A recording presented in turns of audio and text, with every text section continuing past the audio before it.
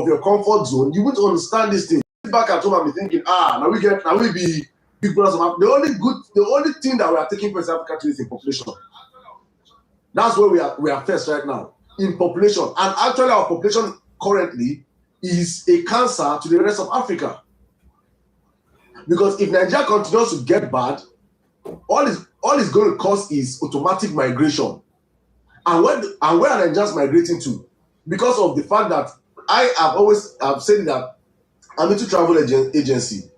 Probably one of these I'm going to hawk my trade, more than patronize me, right?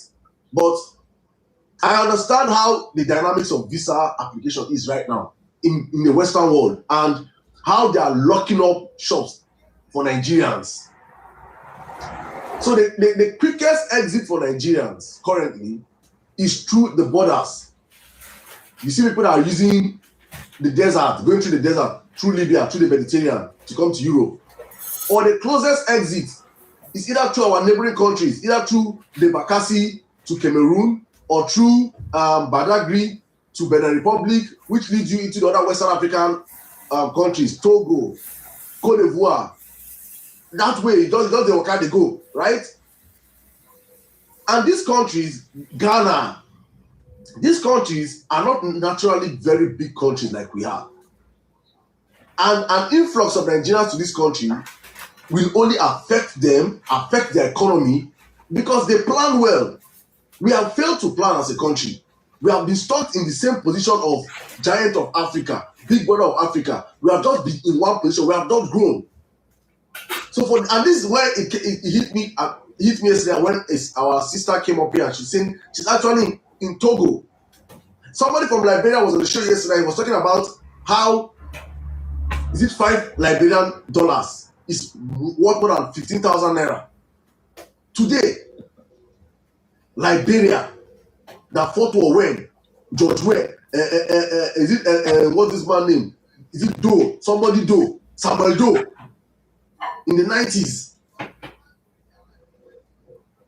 People that while we were still alive, they were fighting war. They don't come better pass us. We don't fight any war. Our last war was a civil war, in 1967. Some 50 years ago, nations have left us behind. No developmental strides.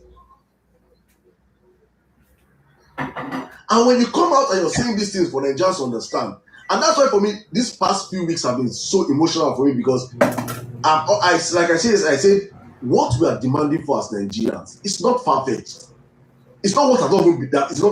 It has been in existence in Nigeria before. A country whereby the king of Saudi Arabia used to come to University of Ibadan Teaching Hospital for treatment. A country whereby nations like Malaysia came to Nigeria and took our palm kernel and went to Malaysia and turned out to be one of the highest exporters of palm oil today in the world. Singapore, Lee Kuan Yew came to Nigeria. These people that experience this are still alive today. Nations have come and seen Nigeria tap from our wealth of resources and gone to develop their countries from third world wars to first world nations today in a lifespan. So this change we are demanding for, this new Nigeria we are demanding for, it is not something that is it's extraordinary. It's not a miracle. It's something that can be done and fixed through good governance. We have not had that for so long. So for me, when I heard my sister Tina talk yesterday, I was like, please, can you come up today? So today's conversation, I have 3 special people on the platform. I'll be bringing other people up to speak today. I'll try to see how I can limit it. But I think these guys are 3 special people that I think that, honestly speaking, for me, I would have said each of them one per day. But I want to give you guys ample time to tell your stories as it is, because they are coming from 3 different angles. Tina stays in Togo. I want to know how the life in Togo is vis-a-vis to Nigeria. I want to have a comparative analysis of these both places, her experience in Nigeria, her experience back then. Then someone that is very dear to me, I met this young man in Nigeria. I met this young man on social media some 4 years ago, and his story really touched me. A story that I think that he will be best to explain to tell Nigerians better, but I'm not going to summarize it. Just because of someone that I met yesterday on this live telling me that after elections, Nigerians should go and hustle. So in the mindset of an average APC supporter, election is like football. As the greatest of all time, Messi scored yesterday. The person they pursue him, Ronaldo scored today. So now banter for banter, now aura for aura. You know, that is how they see these things in this politics. My person don't win. They don't understand that as Ronaldo and Messi don't score, they don't go to enjoy their lives for their country. It doesn't add anything to the economy of Nigerians or Argentines or Portuguese. They don't understand that elections have consequences. That when you finish playing the politics of elections, that there's something that comes after election, which is governance. They don't understand this dynamics, and that's exactly what you see. 99% of people that support this government, for them is when 2027 come, when I go cry.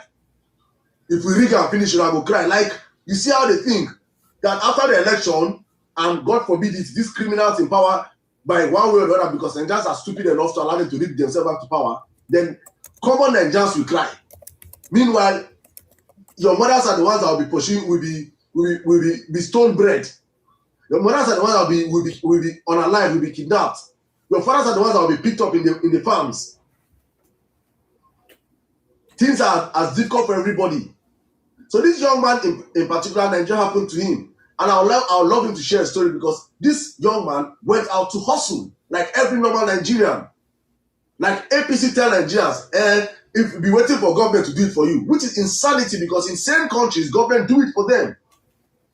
So he was in Nigeria while I was speaking with him. This young man was a victim of Nigeria happening to him. He was born ably fit, like me and you, until one unfortunate day, Nigeria happened to him, and all of a sudden, he cannot see anymore till today. And he was in Nigeria when I met him. And in the space of 3 years, he's no longer in Nigeria.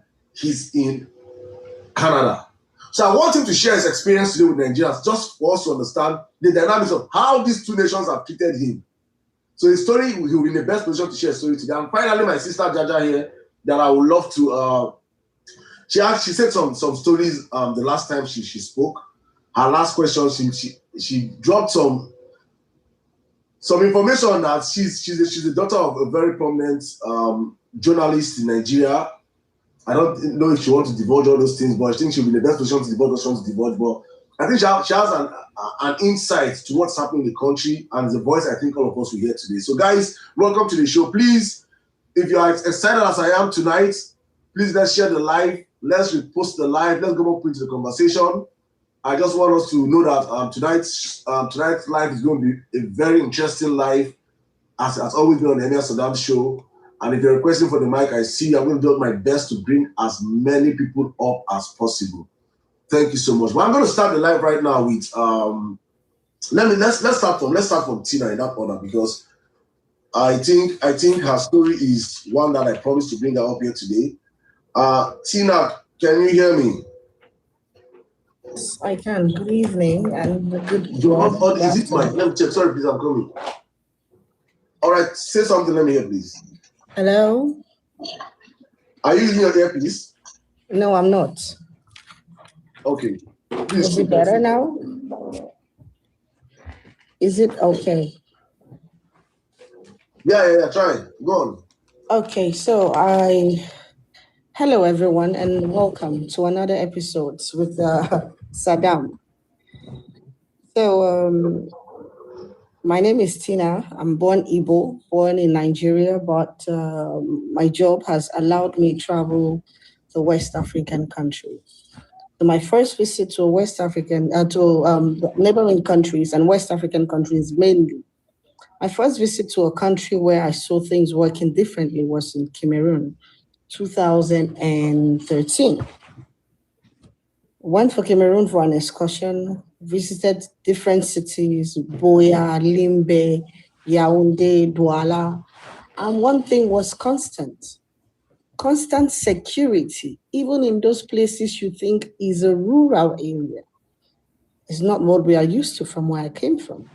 So we're always carrying power banks. As a matter of fact, the Nigerians with me were always carrying power banks and all of that, until we figured that, no, these guys, they have a constant electrical supply.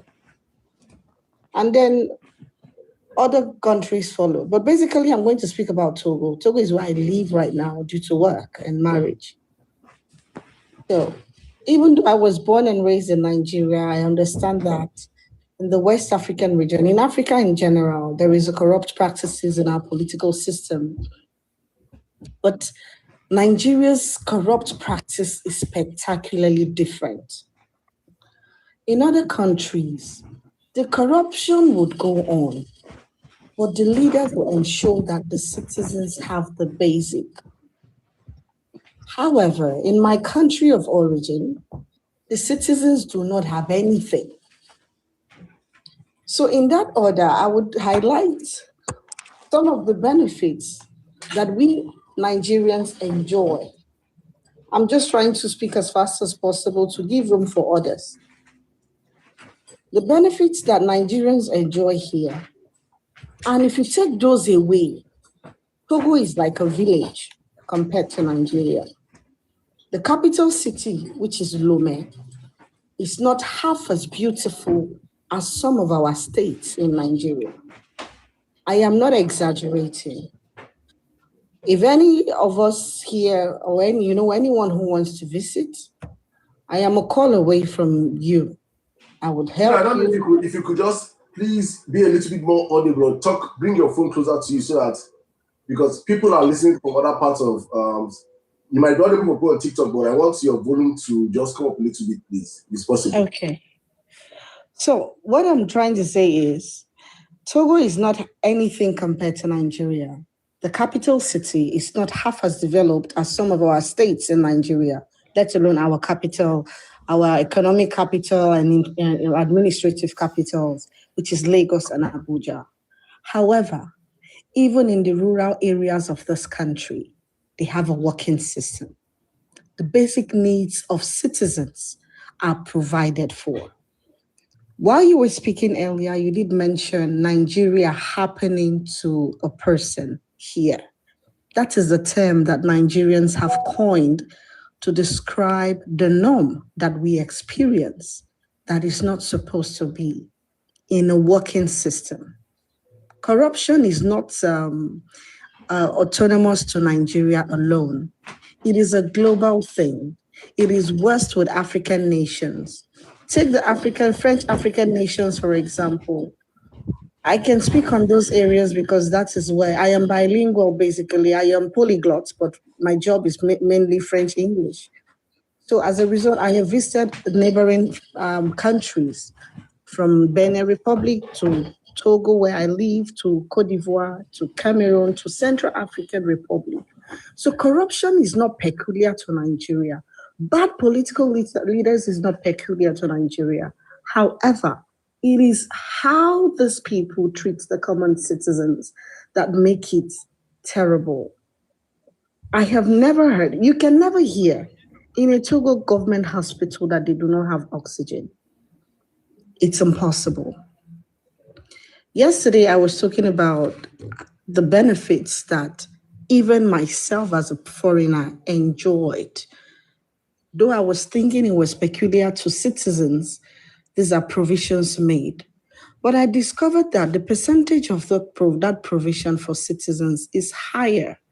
But because you're resident in Togo and a taxpayer in Togo, whether insured under their medical system or not, there is what they call social services, service social, where if you have exorbitant medical bills, you can go there and get the bills subsidized. The government is going to pay a certain percentage to give you citizens, or to give the patients rather, a helping hand to be able to cover up the rest of.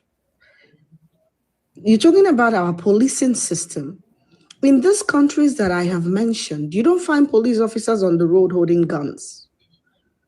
Like I said earlier, if anyone is in doubt, you want to visit Togo, just come into my DM. Or you don't even need to come to my DM. It's very easy. If you have your passport, if you have that's the list you need. Your passport, your ECOWAS passport valid. You just pay your border fees and whatever, because those area is a corrupt area. The transit borders for countries in West Africa is corrupt. That is why I am emphasizing on saying it is not particularly Nigeria. So you don't find police officers carrying guns. The worst you see them holding is batons and whistles. Guess what? They are respected. Citizens are not breaking traffic laws like we do. And they are not violent against citizens. They are not stopping every car to extort the citizens like we experience in Nigeria.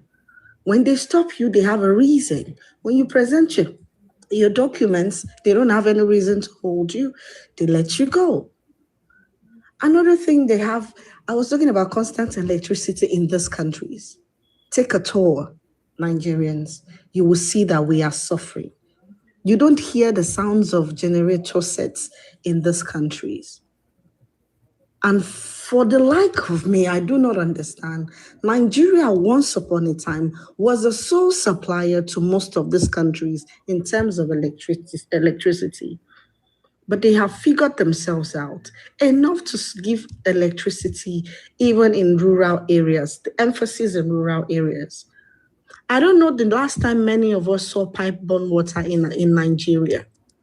I live in Abuja, and it's been a very long time we had pipe-borne water. Most people are drilling their boreholes or looking for alternate ways to have water. We still have pipe-borne water in this country, and the government bringing bills just like you have in Europe and other advanced countries. I had my early years in the US, so I can make comparison very little. I've been away for too long. Yeah, but I'm alive to see what's happening thanks to social media. So you can see that these things are still consistent. Pipe-borne water for citizens.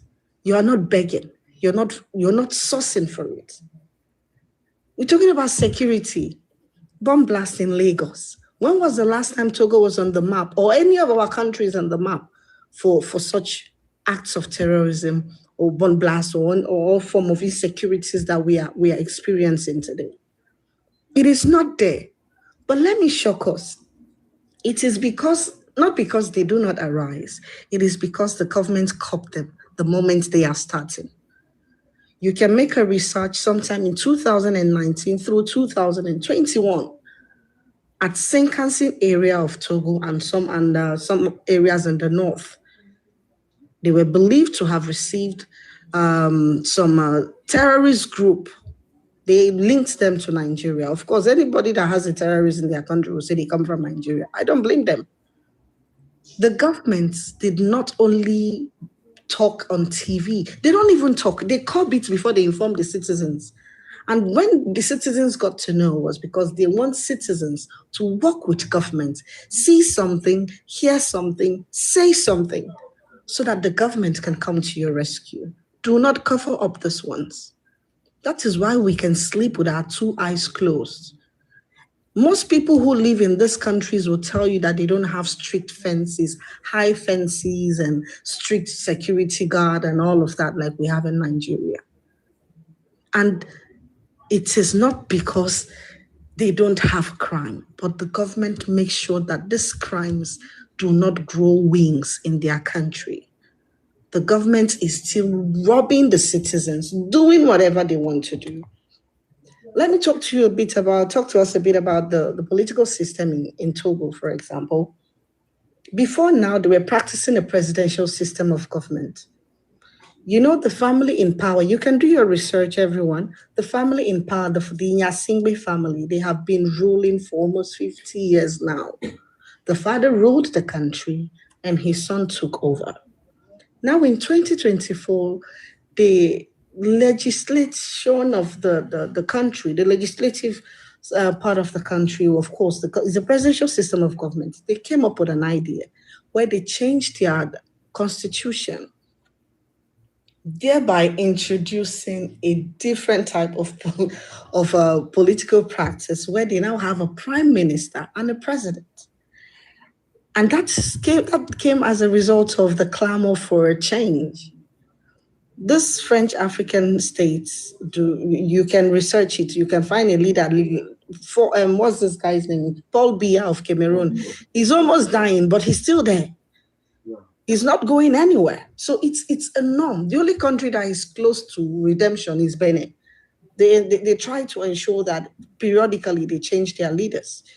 And then now, of course, the guy from the military guy was this country again that recently, So now what they did is to change the system of governance where they can now have a president who sits for the throne for a period of 6 years. However, the sole executive power rests on the prime minister. Who is the prime minister? The same person.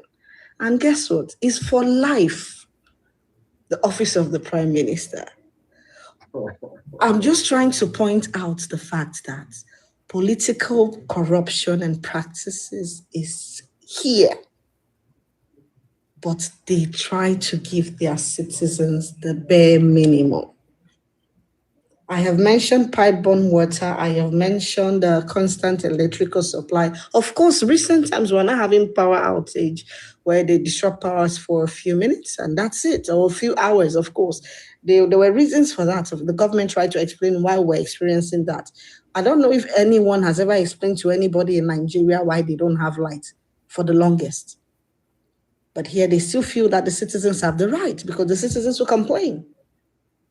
And then we have a walking ambulance. That's the part that is very interesting. Accident victims. When I first came here, it was to me culture shock. Culture shock in the sense that you see an accident, as minor as it is, a bike accident. The next thing you hear them say is lie on the ground, lie on the ground. No, if you're still about, let police ever venir. Like the police is going to come first to measure, to know who's right and wrong. And then the ambulance is going to come and pick you out like, eh? And I actually saw it happen. The most interesting part is if you have an emergency, you can just Google the nearest ambulance services next to you and call the number. And within 15 minutes, 20 minutes, an ambulance is by your doorstep. I survived my pregnancy because they had a walking system. I had pre-eclampsia in pregnancy. Doctors in the house and mothers who have been through that stage, this was my first experience. I actually learned the word in pregnancy. So it was managed. It was coming with high BP. And we all know high blood pressure is terrible with pregnancies. So that particular day, although my doctor had told me it's going to be, I was going to have a selective CS because of the state of my health. There was no room for me to even try the vaginal bed. So 2 days to my day of I was going to have my surgery on Tuesday. On Saturday night, I started having a fever. After Saturday afternoon, I started having a fever, a serious one. So the doctor says to monitor. I'm saying doctor said, right? Now they have a system where you are in contact with your doctor. When you go visit your doctor, they stamp their information on whatever documents they are giving you, which includes their phone number. So you don't have to rush to the hospital every AK market days. Within that 1 month duration or 3 months, depending on the hospital, you can call your doctor and explain your symptom. If they need you to come to the hospital, they will. If they want you to, maybe they want to make a prescription, they have a working system such. Oh God, where do I start? I'm just mixing things because Nigeria is a shambles. Somebody referred to Nigeria as a zoo. And believe me, if we don't do something about it, we are not far from being that zoo. Do you know that their pharmacies are regulated? No, not every Tom, Dick, and Harry would wake up and establish a pharmacy. No, you must have a license. You must have been registered. They have a working system. And the drugs that are sold in their pharmacies are regulated. So if you're used to buying Amla, or some of these are Nigerian medications, you have to go buy them in black markets. The drugs in their pharmacies are either from France, from Germany, there are three countries where they allow drugs to be imported from. And if anyone is going to come from this, our African nation, especially Nigeria, the kind of scrutiny they go through, And that is because they see Nigeria as the headquarters of fake drugs. So if you must take, in 2019 as well, there was a war against fake drugs in Togo. And it's only in the black market, not in their pharmacies, because the government regulates the pharmacy. So if the drugs in weekends, not every pharmacy is working. They have designated pharmacies that work 24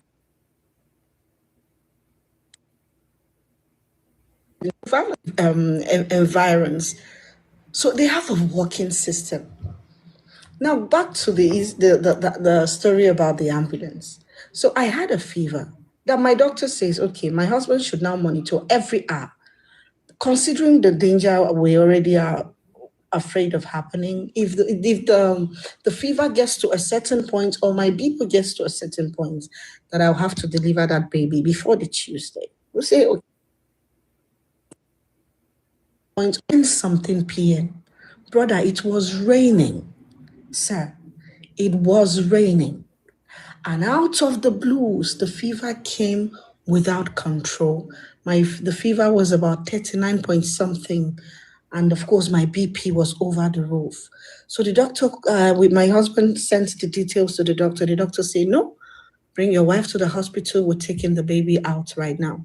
He says, okay. He said, are you driving? My husband says, yes. He says, no, call the ambulance. I want you to watch your wife every minute. Sir, if he's in Nigeria, if I survive it, it will be by the grace of God. My husband had to, we were new to this. My husband is Nigerian too. So my husband asked, he said, sir, how do I call the ambulance? He said, check for the ambulance services closest to your area. So we had to go to Google, ambulance services near me. As God will have it, there's even one that is not up to 10 minutes away from my house. At about 11 p.m. on a rainy Saturday, ambulance came and picked me up. So before I got to the hospital, they had already prepped the theater. They took me in, they brought my baby out. Sir, Nigeria would have happened to me, because they'll first of all start talking about oxygen. That is, if they will not, guess what? They have a working generator in this country. There is no hospital that does not have it. You cannot operate a hospital that does not have a standby gen, and not the one that you go and switch on when NEPA takes light. No, I'm using Nigerian language now, not by Adam gen. No, the one that when the light is going off, the gen is picking up immediately. So there is no kind of story. If anything happens to you, it may be poor management, of course, that can happen. In Africa, we did, right? So that can occur, that the nurse is lazy, or they don't know how to do this or this and that, but not on the basic amenities. They provide it, including, like I talk about, the medical insurance. It's not the one you are working with NNPC and they have to insure you. No. Even a market woman can have a medical insurance. The one selling tomato. Sir, I am saying this and I am telling anyone online listening to verify these informations that I am giving. And when you talk about service social, it's not only for locals, it's also for everybody residing in Togo. Please, let me pause you here now for now, please, Tina. Thank you very much. Just in case you're joining us late and you've been listening to our lady speak and, just paint a very beautiful picture of her experience. She's not talking about France or Netherlands or Canada or America, or she's talking about Togo, that Lagos is richer than. Her experience as a Nigerian in Togo.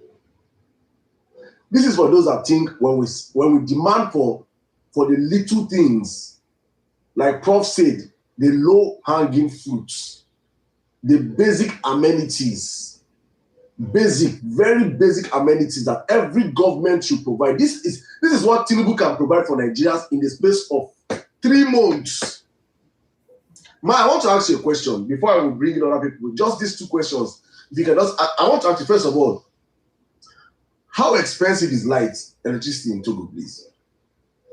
Well, electricity in Togo is quite expensive compared to, okay, as at now, it's on the same level with Nigeria because Nigeria electricity, I've been hearing this band A, band B. I don't really understand it so much because I haven't been in Nigeria since 2019. I just visit and I come back here. This is where I'm based in now. So, but from what I have been seeing, I think it's on the same level. However, it is not factured the same. Let me give you an example. If the government before now used to, sorry, I'm going to digress a bit in answering your question. You see the excesses that Peter Obi says he's going to curb when he comes into power? Togo's administration have done that. Before now, the government of Togo used to pay for a lot of all of these excesses for their senior, you know how it is, like we have in Nigeria. They cover all of those expenses. So they had to cut it because they feel it was rubbing off on the poor masses, who in terms of dividends, I would say, and benefits. Sorry, I'll take you back a bit. Do you know COVID time, they gave us 3 months free electricity and 3 months free water supply, 1 month free electricity supply during COVID. And they were giving stipends. If you have a card to identify yourself as a citizen, whether expired or whatever, you get that. So for the other people who benefited from it are taxpayers. So to return to your question, they now structured a system where the elites tend to pay more than the rural areas.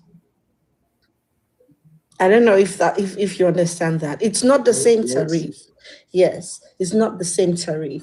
So the elites tend to pay more on electrical consumption than rural areas. And of course, it is just like you have it in France, let me use your words, or in the US or in Canada. If your electricity is exhausted, it goes off. You can recharge from your phone, although we have that in Nigeria now, or you can go to their offices and lay complaints. And it's not the issue of our transformer got bad.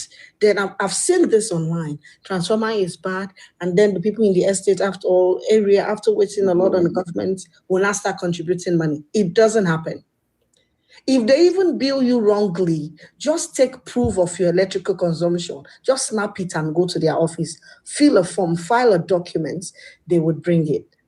They will send somebody to come and rectify it. And in cases where you're overbilled, sir, you'll be refunded, or they will ask you if you want to top up your electricity with it. What of mobile network, internet? Please, Doc. I want, please, guys, right? I'll probably, just a minute, please. I'll probably, as Tina is speaking right now, some ideas are coming to my head. I'll probably have a series on Nigerians living in Africa. Your experience. Because from Tina's experience, because someone is saying on the comment section, Kenyan shillings is $100 for electricity, you have light. I really want to know, I really want us to, let us really open up this thing. Let us tell Nigerians how experience of Nigerians in other parts of Africa, not Western world, because when you see these people that support this government, they are masters of gaslighting and manipulation. They'll tell you, look at the cost of Coke in America. Look at it. So let us do Africa right now. We're in Togo right now, guys. So somebody's on YouTube saying that they thought Tina is speaking about Holland. So all what Tina is saying right now, some people are thinking that she's in Holland, though. No, it's in Togo. It's Togo. If you want to come to Togo, just have your passport. You don't even need me. But if you need help, maybe for the language barrier, I will render you my service for free to guide you. You want to go to the market, you want to do whatever. I may not be the one to go with you, but I can assign someone to help me take you out. I'm offering this today. Today, if you have intentions of Nigerians that like to take tour in the cities, you're welcome. I'll give you that for free. If you want to go to Benin, I don't have contact that would tour you in Benin, but I have contact that will help make your stay in Benin very easy. Thank you very much, Tina. All right, just please give us a breakdown cost of internet, You guys use SEPA, right? Yes, we use SEPA. So I'll give you the cost of SEPA. So that means and I'll convert in Naira. Just yesterday, I needed to sort a bill. I have issues with my EcoBank account here because of a problem with my EcoBank account in Nigeria. So they are trying to rectify it. So I can't access my account. So for me to have money, I have to pull money from my Access Bank account. Sir, I needed me 300,000 SEPA. I pulled out 780,000 Naira to get 328,000 SEPA. And that's because the guy is my guy. If it could be worse than that. So when I give the cost of my internet bill in SEPA, let's convert in Naira, and let someone tell me they pay that same cost. If I could switch to video, you would see I have a TV in my bedroom. I would have loved to let them see your face. They don't be like saying, if you want to, for your privacy, you want to. I don't mind. Then you can on your camera. I think I've sent you an invite to turn your camera on. So I'm in my bedroom, as you can see. You can see I have a TV on. So I can also take. I don't know if you have turned the camera on. I think I have. Okay, yes, exactly. Thank you. So this is my office table in the room. That's my TV on. You can see the lights. Okay. Now I'm talking. The reason I'm showing this is for my gadgets. That's a smart TV on the wall. I'm talking to you with one. This is my laptop. This is my phone. My husband's laptop is over there. Let me just walk briefly to my living room. So you see that they're also watching football live. And of course, we don't have DSTV here.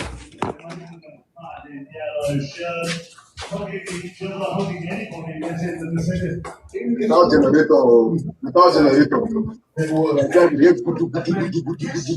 Sorry, I just wanted to show my guests something. So this is my router. No, what do they call that thing? That repeater. Repeater. So that access to electricity, to the internet in my bedroom would be stronger.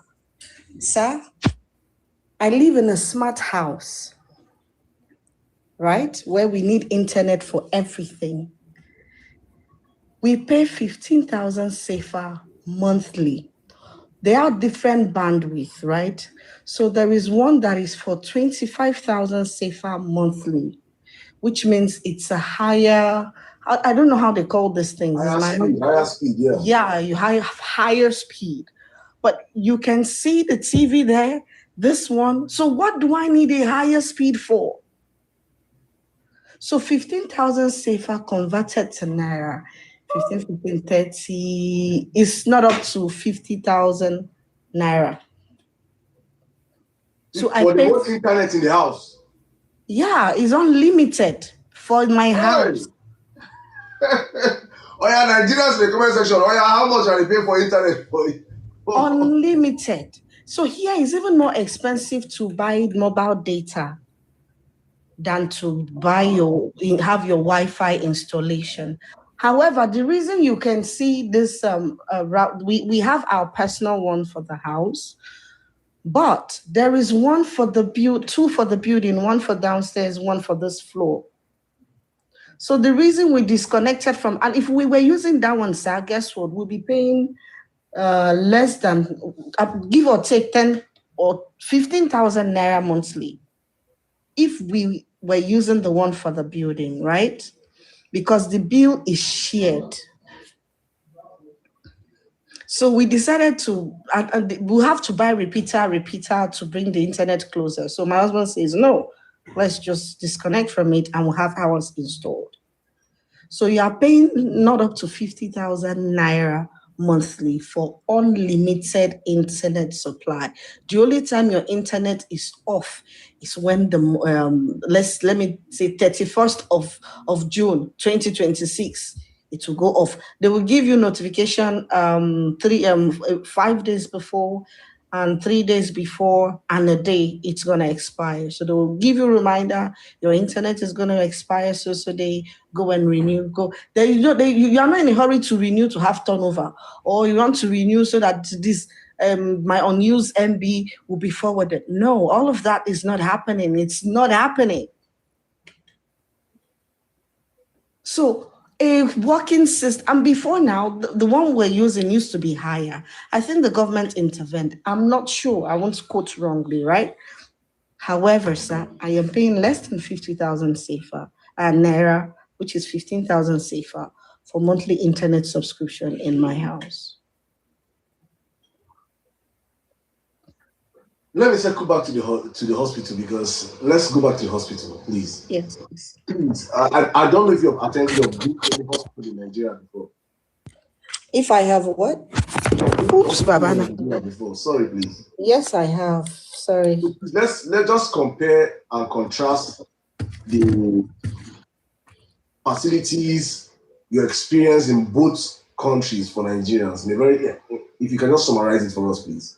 I don't know if this car can be seen. Yes. It's from an armed robbery attack in Nigeria. So I would say Nigeria happened to me, because what you hear in this country is thief. Petty thieves that will come and, you can park your car outside the compound in this place. When you wake up in the morning, you find your car, but highest thing, your mirror will be gone. I don't know if you understand. Things you cannot try in Nigeria. So comparing the medical system here and what we have in Nigeria, believe me, sir, Nigeria have, in my opinion, the best. I will compare Nigeria to Ghana, not Togo. Nigeria is better than Togo in terms of expertise, because I have heard of hearts. No, I'm not talking about expertise now, because when it comes to expertise, we have the best in the world. This video. Thank you. I'm talking about facility-wise, because if it's expertise, I believe we have the best in the world. In terms of facility, you will compare government hospitals here in terms of facility to big private hospitals in Nigeria. I am saying this because in government hospitals here, you will never hear stories of there was no oxygen. You will never hear stories of there was no doctor.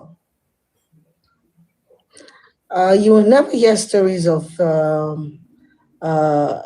they took lights in the middle of operation, or all those bullshit. You wouldn't hear that, never. And the government hospitals here are big. Now, like I told you about the government regulations. So the private hospitals here, most of them are referred to as clinic. You must have several years of practice and must have fulfilled a lot of medical terms before your clinic will be changed to hospital. Not like what we have in Nigeria. So if you go to this private hospitals, mostly clinics, a few of them hospitals, because the government, let me use in the Bible, it said the finger of God. So it was involved in the life of the Israelites. So because the finger of the government is in the medical system, they have their stuff working. So in terms of amenities, sir, they beat Nigeria because there is no scarcity of all of those things that we do experience in my country. You are in hospital, they say no doctor. Why? How? Or like accident victims there is no ambulance to pick them, or they pick them, they bring them to a doctor. You're saying if there's no police report, you won't treat them. Why? Such things don't happen here. So that's why they beat us. But if you go to some of our very big hospitals I don't know Lagos, our other cities, I only know Abuja very well. That's where I'm born and raised. If you want to compare it to Maitama district hospitals, I'm using our public hospitals now, or the Federal Medical Center, Jabi, those are hospitals you will use to compare their government hospitals here in terms of amenities. If I lie down in a ward, in Togo, in a private ward, and I take a picture, you see how abroad hospital used to be like, right? I would just send you picture. I wish I could. I was in so much, and there was so much drama. You would think you're abroad. Pardon? I said hospital go, they switch you to go. No, you know they switch go, but I go tell you, say now abroad that day now. You can question it. You know what? You see abroad pictures. Yeah. I would love. If I'm not in the public ward is like ours, you know, it's not okay. It's like Nigerian public hospital ward, yeah. But if you go into a private hospital, in Togo's hospital, right, they are neonatal where they put newborn babies, right? They have another room where the mothers sleep. They have beds, they have, you know, when you admit somebody in a hospital, they have a bed, they have a small cabinet like that, right? So the children are in their own ward, their mothers are in their own ward with mosquito nets, with, all of that. Thank you, Tina. Please just hang on with me because I have other guests here on the platform. But guys, I don't know if you're listening to this story. Honestly speaking, this is like, it's a shock to me and to many people listening to this. If you're not taught that, if anybody is in doubt, come to Togo and see for yourself. The city will annoy you because they have nothing, absolutely nothing enticing in this country. There is nothing here that can make you want to, I want to go to Togo. I want, like Nigerians, I want to go to South Africa. I want to go to Kenya. I want to go to... No, nothing. Togo is mostly a commercial country. Because they have the largest on a very normal, right? On a very normal, right? We have no business comparing ourselves with Togo. That's it. No business. Togo should be, if you're ever going to compare Togo with any place in Nigeria, maybe you compare, let's say, Ebonyi. I don't know Ebonyi, but I know Benue. Or Benue, or Kogi. No, Kogi is too bad. No, Kogi is too bad. Come on, give them some credit. Yeah, Kogi is too bad. But what I'm saying is, whenever a Togolese living in Lome is the capital, right? Somebody's asking me, do they have mineral resources? Because I want to circle down to... Yes, they do have mineral resources here. And the citizens are of the opinion that the government is exploiting them. They have phosphate. What's phosphate in English again? Phosphates. Yes. They are very rich in phosphates. They are very rich in... just phosphate. They don't have gold. Phosphates, what they use in making cement. They don't have gold. No, they don't have gold. They are not rich in diamonds. No, they are not. They don't have oil and gas. They don't have oil and gas. They have oil, small, but not enough for exportation like we are doing and making millions out of it. No. They don't have uranium. They don't have what is it called, cobalt. They don't have that. Their richest resources is phosphate. When I hear Nigerians, please Google phosphates. Look, I hear the kind. I don't say if we get phosphate from Nigeria, we don't even use them. We don't need them. That is their richest natural resources, the one they have in abundance. Every other thing they have, it's small. You see that? Thank you very much, Tina. But just stay with me, please. Let me bring it on. I want this conversation. If you join us, please. If you're just joining us, I've been talking to our sister Tina. She's based in Togo, and you might have been hearing her say so many beautiful things, and think she's talking about Canada. No. She's talking about Togo. What everyday Togolese and expatriates in Togolese experience when it comes to the basic amenities of life. So I'll talk about governance most times, especially for people that support this government. And for many Nigerians, unassumed Nigerians, don't understand that there are things they call basic amenities. Security, healthcare, water, light. These things are basic that government must provide for you. It's not what you use as roads. Good roads. Good roads. They don't congratulate the government for making good road. You don't campaign with all those things. Mm-hmm. You don't campaign that I'll give people light. No. It's because of how bad Nigeria is. Please let me add. The educational system from primary to the end of secondary, as far as you're going to government school, is free. And guess what? Teachers don't go on strike for lack of salary. They provide the students with uniform and books, right? So if you don't want your child going to public school, you don't want them wearing khaki, You can now send them to any private school, and they have grades in private schools, of course, like we have in Nigeria. But you can never, I'm saying this, and I will repeat, if you want to come to Togo to verify, come to my DM, or do your research, or come by yourself. You will never find one public school dilapidated, let alone looking for a VDM to go and renovate it. If you find one, I will give you 500,000 naira. In Togo. It's not possible. In Togo. In your backyard. So just so we know that Togo is not too far, in your backyard. You don't use plane if you like, you use roads to go. From Lagos, you can use GO from Lagos to Togo. Is not more than 80,000 naira. In case you want to come by road. If Airpeace used to come here, but they had issues with their MOUs and then they no longer come. So you can either use Sky Airline or... My friend say Nigeria is working that Dangote and Otedola are saying they're making profits. That means shows that Nigeria is working. You see, Nigeria, my goodness. Tina, thank you very much. Please stay with me, please. Let me just bring in Waziri. Waziri, can you hear me? Thank you very much, please. Thank you. Just stay with me because I know people have questions for you. Then we'll come back to you. Waziri, can you hear me? You see, hello, Emir SirDam. You see, before I will come to Waziri, my brother.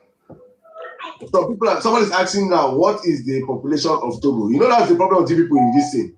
People that support this government.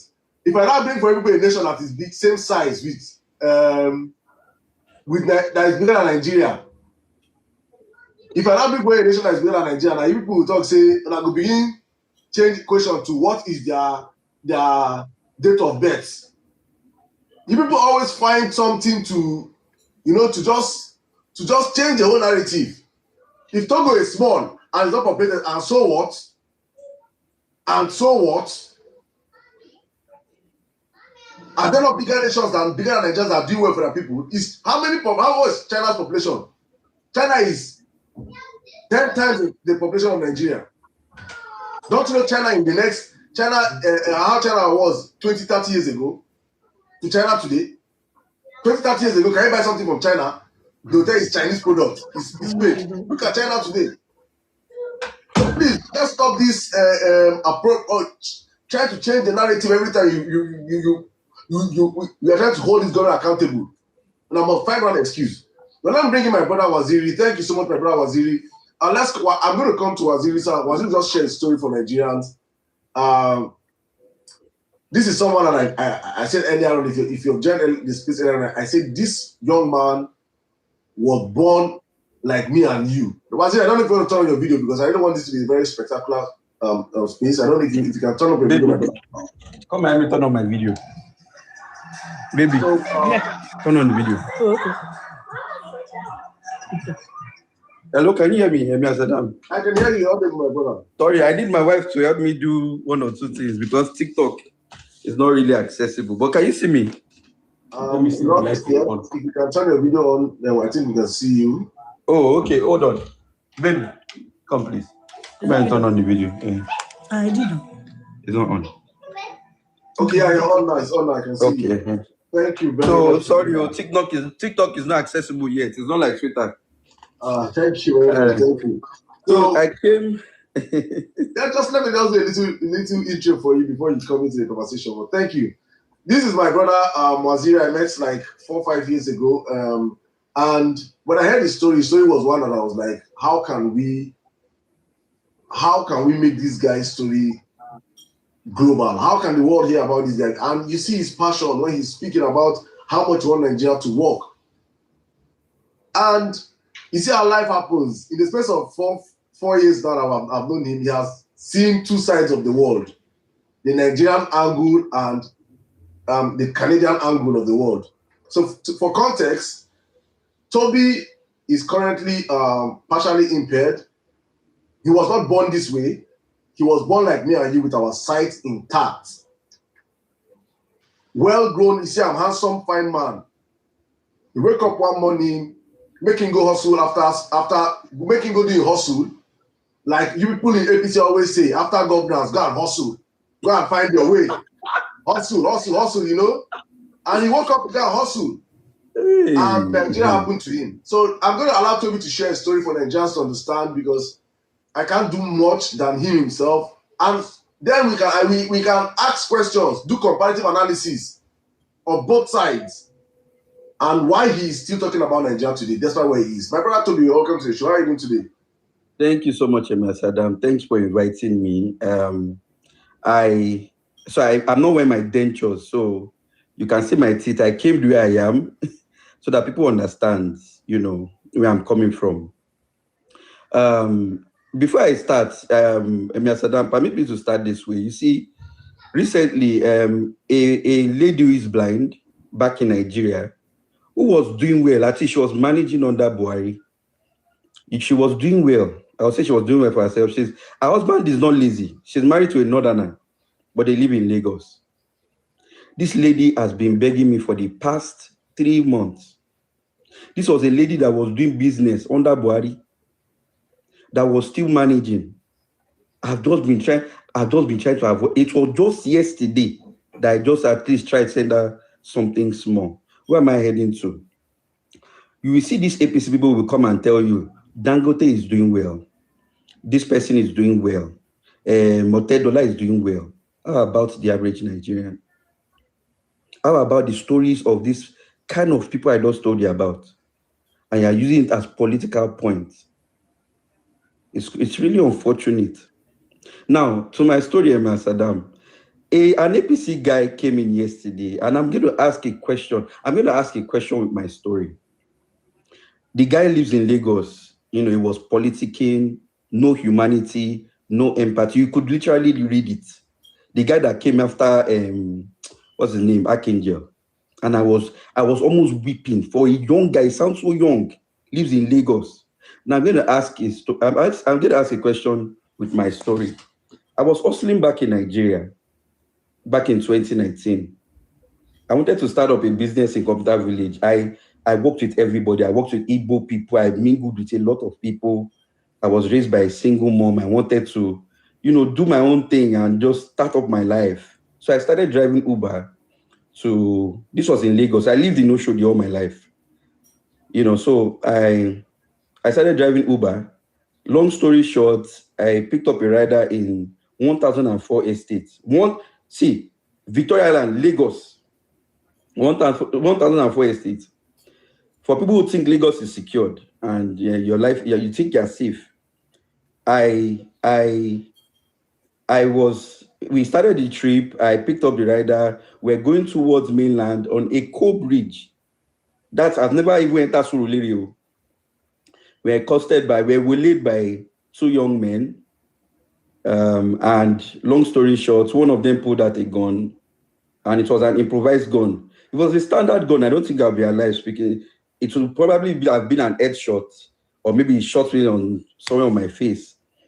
But it turns out that it was a locally sophisticated gun. That's based on the report of the policeman. So he reached out, he was asking for my phone. There was another one asking my rider for her belongings.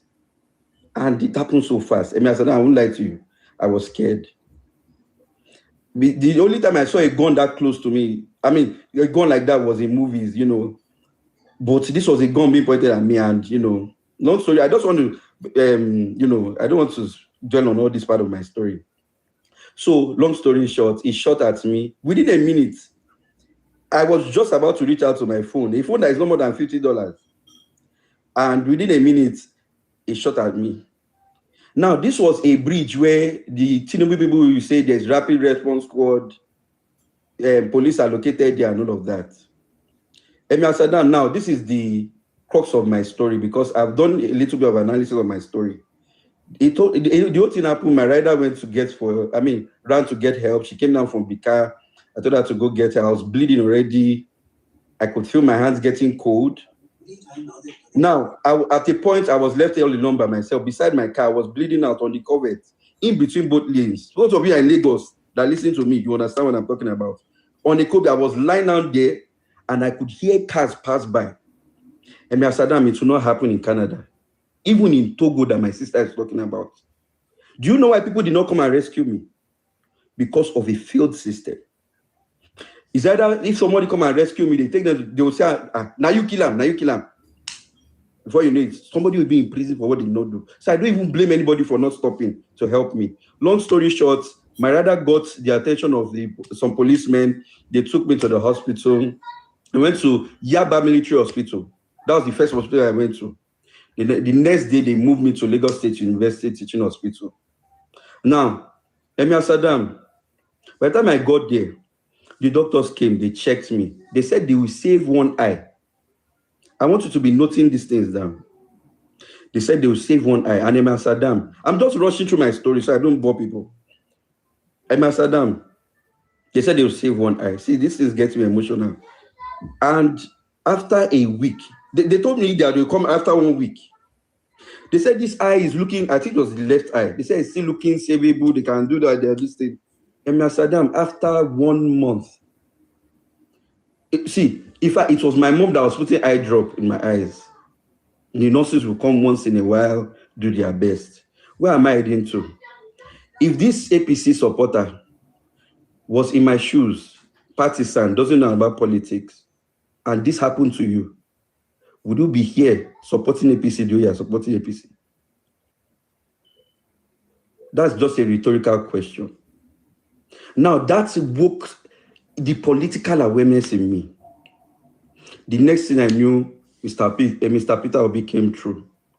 And I started to understand how governance affects the lives of people. Emir SirDam, I just told you the story of people with disabilities in Nigeria that I talk to every single day. And now they have bring up a new strategy. That's the strategy they are pushing on Twitter now. Dangote is doing well. This person is doing well. They are talking about real life situations. And some APC thugs, some people who have no empathy, you have no conscience. I grew up in Osho, they know what I'm talking about. I have cousins who are supporting APC. I know where these people are coming from. See, if it's for tribe, we know that, okay, you're supporting. In fact, for tribe, you know that it's stupidity. But you throw away your conscience. You throw away your humanity for you. I was just listening yesterday, and you could literally see the devil in some people. You say, I'm a Christian, but literally, you are seeing the devil literally in some people. You have no humanity. You see, look at, okay, what do you want to say about children that are in the bush? How does Dangote that is doing well affect those children? Well, you guys run away from reality because you want to politic. Then when we talk like this, you say we are being emotional.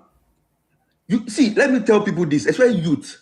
See, you run away from politics. You say, if you don't concern me, they are beating, they are breaking people's head. See, if you run away from politics, see, politics is interested in you. You are saying you are not interested in politics.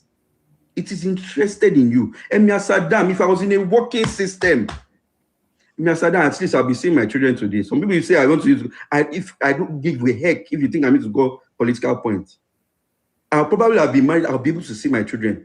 This is what politics can do to you. This is what governance can do to you. Let me even be realistic, because Emir SirDam, you know my type of content, and I'll link it with politics. Because of APC, because of this governance, people are not getting married in Nigeria. I hear stories a lot. I have conversations. They are not because the economy is not working. There's no jobs. Politics affect your life. And some people, whether you are paid, I don't know, it's so glaring for the blind to see. I don't have to see before I know that people are suffering in Nigeria. But why? Because of the 5,000 they are giving you. Or is it allegedly Archangel that they are collecting 5 million?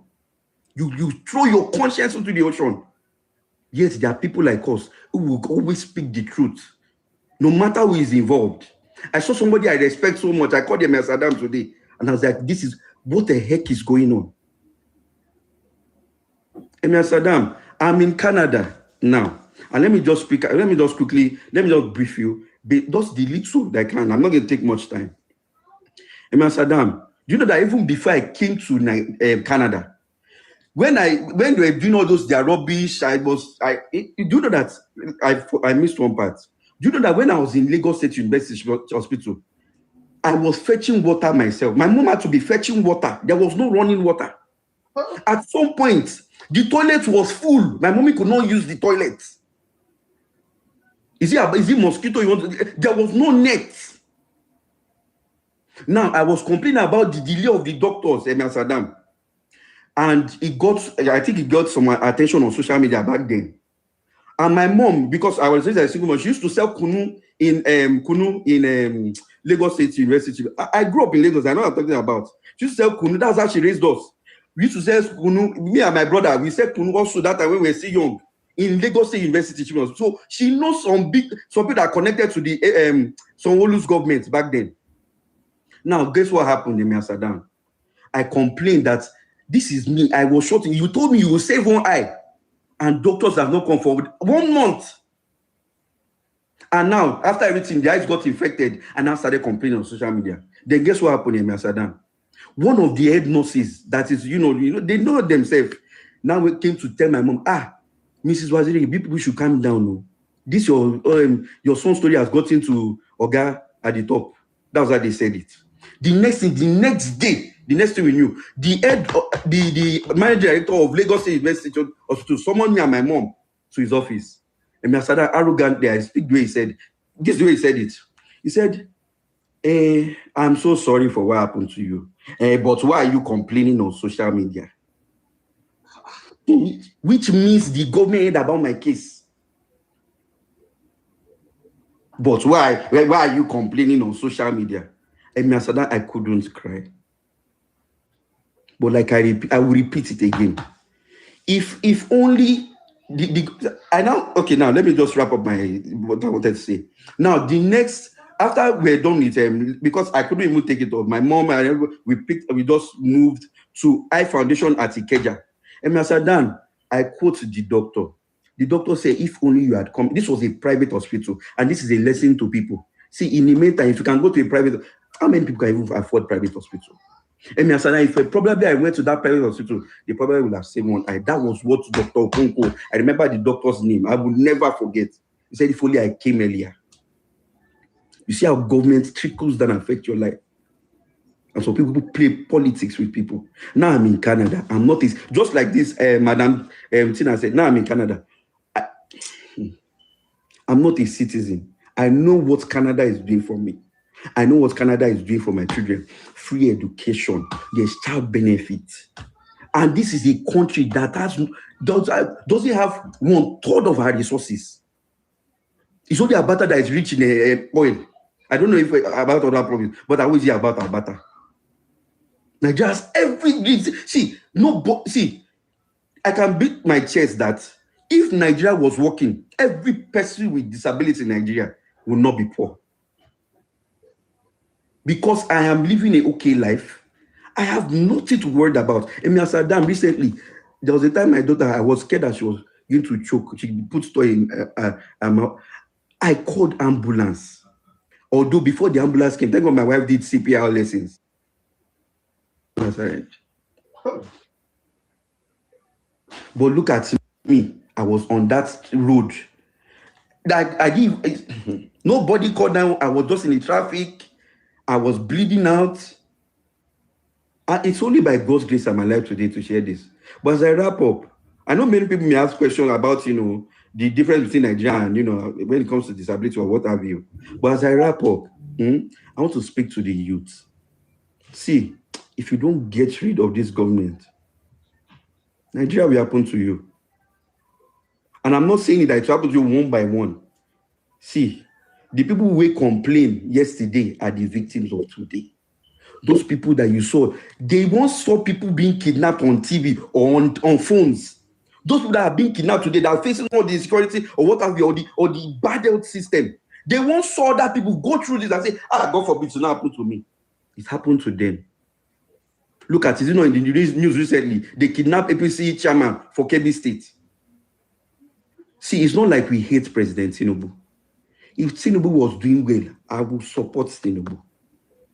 If it was affecting the life of the average Nigerian, that we are seeing it literally, not a student loan. That even if you do student loan, if you come back, where is the job to pay that student loan? They will say this. Okay, like I always say, now statistics we do. Is that not what you people told Mr. Peter Obi?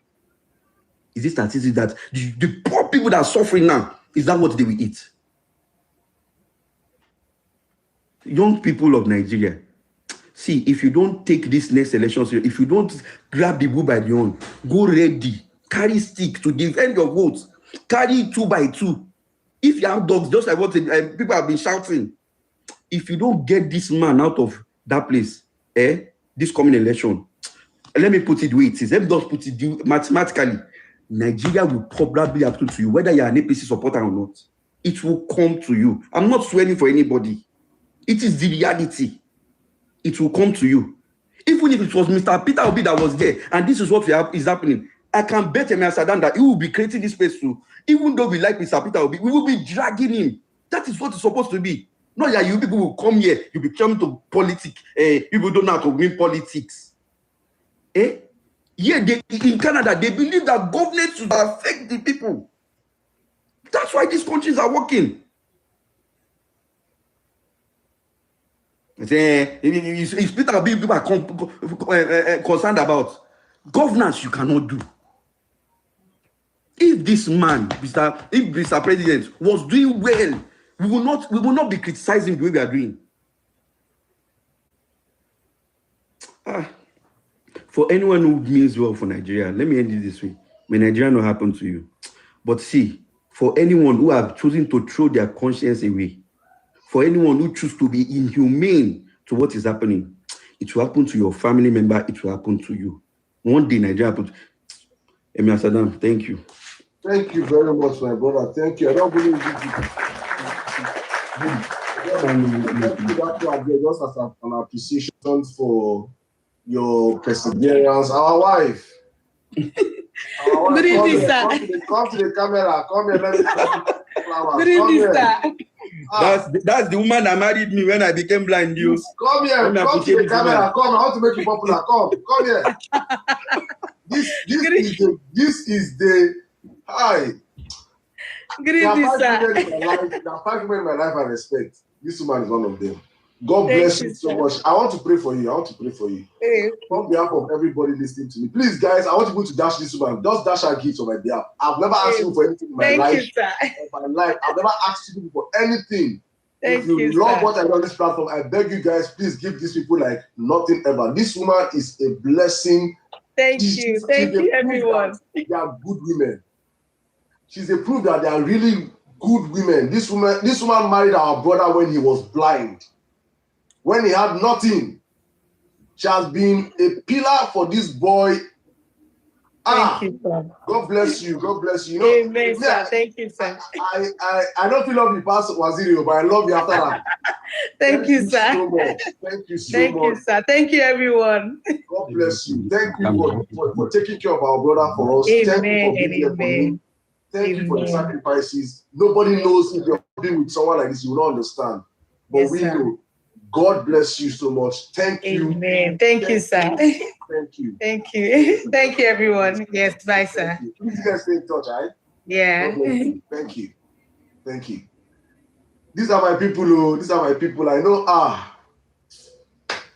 So for me, it's just important that just share these different stories of our people, of how life has happened to Nigerians, both in Nigeria and both in diaspora. This young man, Tommy experienced Nigeria, and Tommy. Hey, let me say something. I know Tommy will not be happy I'm saying this. When Tommy was about to leave, I know how by the grace of God we came together to help Tommy. And Tommy would want to reach out and say, Saddam, send me this person's account number. Hey, Tommy's helping Nigerians. Tommy's here now, helping Nigerians back home. He said, Saddam, send this person's account number. I'm like, bro, he still has a heart of gold, despite what he has passed through. This guy, I say it, you're not more special than him. I am not more special than him. None of us, he is not that he was born blind. Like people that say, okay, maybe this guy, nothing do him. Fresh boy, fine boy. Nigeria happened to him. Nigeria happened to me too. That's why I lost my dad. So when I speak most, I don't feel like Saddam, take it easy. I said I've lost. If it is when you're scared of death, then you will not be taking it easy. I have seen death. I have told death not today, and I have nothing to be scared of. So when I speak about Nigeria, I speak from a privileged position. I know that there is nothing I am scared of. I was in an accident that led to the death of my dad. I was in the same car. So you cannot tell me anything. And I saw what happened. That we went to the hospital from the accident point. We're in the hospital by 3 p.m. Nigerian time, 3 p.m. As we got to the hospital 3 p.m. Before they did my dad X-ray, was by 12 midnight. Common X-ray. To find out whether this man had internal bleeding, to check out his it took them extra 9 hours for common X-ray. I left that place. I told my mom I'm going to the house. I have to go to the house. I was in severe pains in my leg. I still have my leg still swollen. Till now, I cannot. If I'm my leg, I still feel the pain by my ankle. But I said I made up my mind. I said I will not stay in any hospital. That was my own personal decision. I said I was in the pains, but I took it back home. But that was what led to the death of my dad, and I saw the Nigerian healthcare system firsthand. I witnessed it. Oh my goodness. Nigerian healthcare, and this was in 2020, I think 2013, 2014. Not even now, not even under APC, under PDP. I witnessed it, and I was like, my goodness. And when I was agitating for my dad's case, I was screaming in the emergency. I was like, please get this man in bed, get this man in bed, get this man in bed. People, I was just seeing the doctors, the nurses were all nonchalant, acting some type of way. I'm like, is it that people don't understand the sanctity of life or the importance of how you call it an emergency ward? Then my mom came with my younger brother and they took the whole stress out of me. I went home. I was back home calling how far. What's the latest on that? What's it? They say, up to now they're trying to X-ray till 12 midnight. They were able to do that man X-ray. And I came back with my pains the next day. The security man that saw when I came with my dad, was not telling me. He was like, SirDam. He didn't know my name, but he just called me. He said, young man. He said, who is this man to you? I said, that's my father. He said, if you like this man, take him out of this place. Take him out of this place today. And I called my mom and my auntie, and they were there. I said, Mom, this is what they're telling me, that we should discharge dad from here today and take him to a private hospital. This was a federal medical center. The facility there is massive. You see, it is a massive facility, but nothing empty, big, empty concom. And that was how we had to process his document to take him out of the hospital was another extra day. Before you not take it. Long story short, my dad struggled for the next 1 year plus, close to 2 years. Yeah, from 2014, 2015, 2016, he passed on during Buhari's regime. When I was leaving the country, I went back to that hospital. I just out of goodwill, I was like, let me go to the hospital and see if there are 1 or 2 people I can help with their hospital bills. That was like my own sacrifice before I left Nigeria. I went back to the hospital. I went back to the ward I saw my dad in. And it was 10 times worse off than when we were there. In the space of like 4 or 5 years. And I was like, Nigeria is only getting worse. There is nothing happening in the country. There is no progress. There's no progress result in this country. There is nothing you can point at that. Okay, from 1995 to now, it is better. It is worse. And if we don't speak up and if we don't fight, it will continue getting worse. Meanwhile, other places are blooming. Other places are getting better. Other countries are advancing. They're leaving us behind. So if you're joining us right now, my sister Tina here, she just spoke earlier on. She's in Togo. And if you have seen her, she was listing out the amenities in Togo. People were commenting on YouTube saying that they think she's talking about Holland or Canada. Ordinary Togo. That I'm very certain that the whole 36 states in Nigeria is richer than Togo. But what Togolese and others are benefiting in that country is something you cannot write them about. So we can always accept to the mediocrity that our government is giving us and defend non-entities, defend nonsense that they are working. Or we can all as a people stand up and demand for good governance and say enough is enough. That we cannot be so wealthy as a country yet be so poor in every basic amenities. Let me bring in my sister, another person that I think this today is just, I have, honestly today, I have wonderful people now, and I want to put this outside also for Nigerians, please. Tomorrow, I want to make tomorrow's space a space of Nigerians in Africa, in African countries. Please, if you're in any African country, whatsoever African country you are, please come on the live tomorrow, please. If you know someone that's in another African country, please come on the live tomorrow. Because I want it to be a series whereby Nigerians at home, Jaja, I'm coming to you right now, please. You can just, Nigerians at home can see what their fellow African countries are doing. When we say that other African countries have left us behind, people think we're just exaggerating. This, our sister in Togo today has proven how better Togo is in electricity. There's pipe-borne water running in our house. Internet is cheaper, better, faster. There is, if you have a crisis in Togo today, in 3 minutes, 5 minutes time, ambulance will come and pick you. Their government hospitals are better off than our own. In Togo. So maybe somebody will come from Benin Republic tomorrow. I have somebody in Kenya also on the platform today. So I have today's space for me is just Nigerians. Let's hear other Nigerians. Let's hear experience of other Nigerians in other African countries. For the dumb APC Tinubu supporters that have not crossed their local government, that have not crossed their border, that think that Nigeria is actually working. See how other African nations have left you behind and where they are today. Meanwhile, guys, what are we doing with the power tapping? Please, everybody, please just power tap the live. It's very important we get up with the conversation. And the more you guys power tap, the more TikTok tends to push us off the FYP. So please, guys, let's get to our target of 100,000 likes. Thank you so much. Jaja, if you can hear me, please, I would love you to come to the conversation right now. Thank you. Brotherly, how are you? Hello, good evening, everyone. As you can see, I'm holding a book that was written by my late dad, Media Politics in the 20th century, the Nigerian Union of Journalists, 1955 to 1999.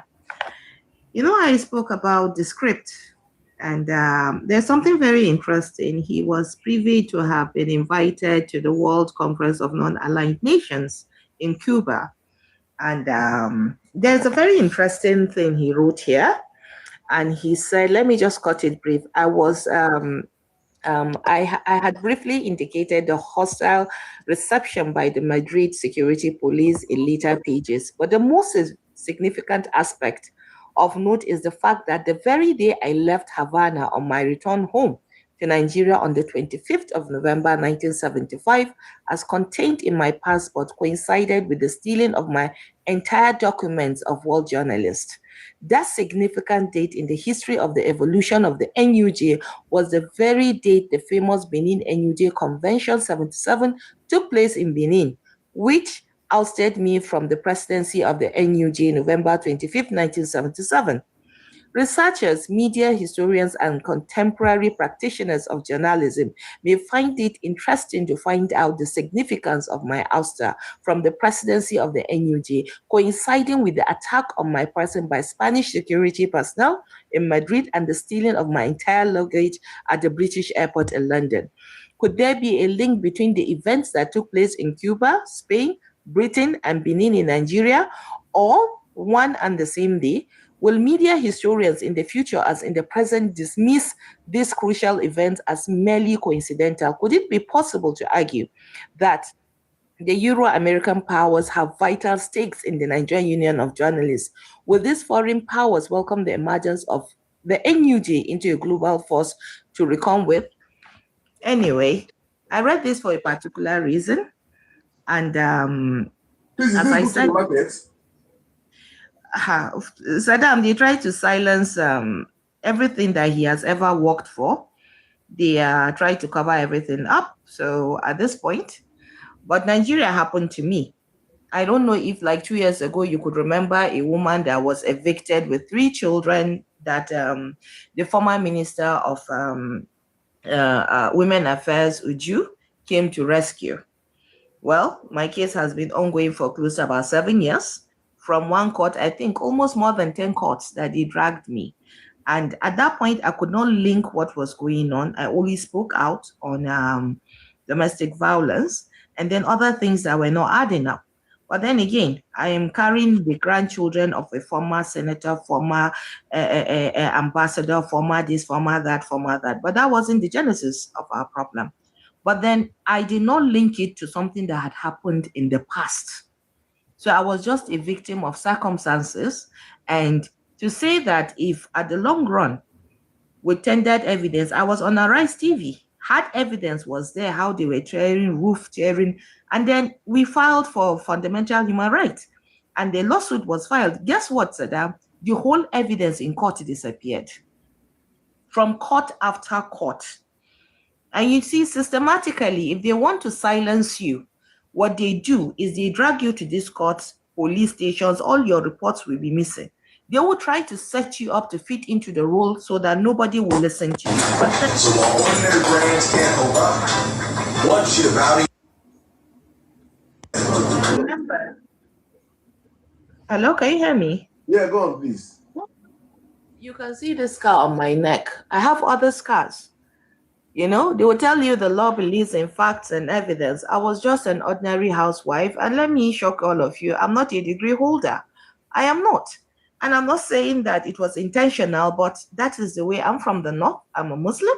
But for me to be taken to a Sharia court and labeled as I have denounced Islam, I'm not true and faithful to the faith. In short, the only thing I've not been accused of is that I murdered someone.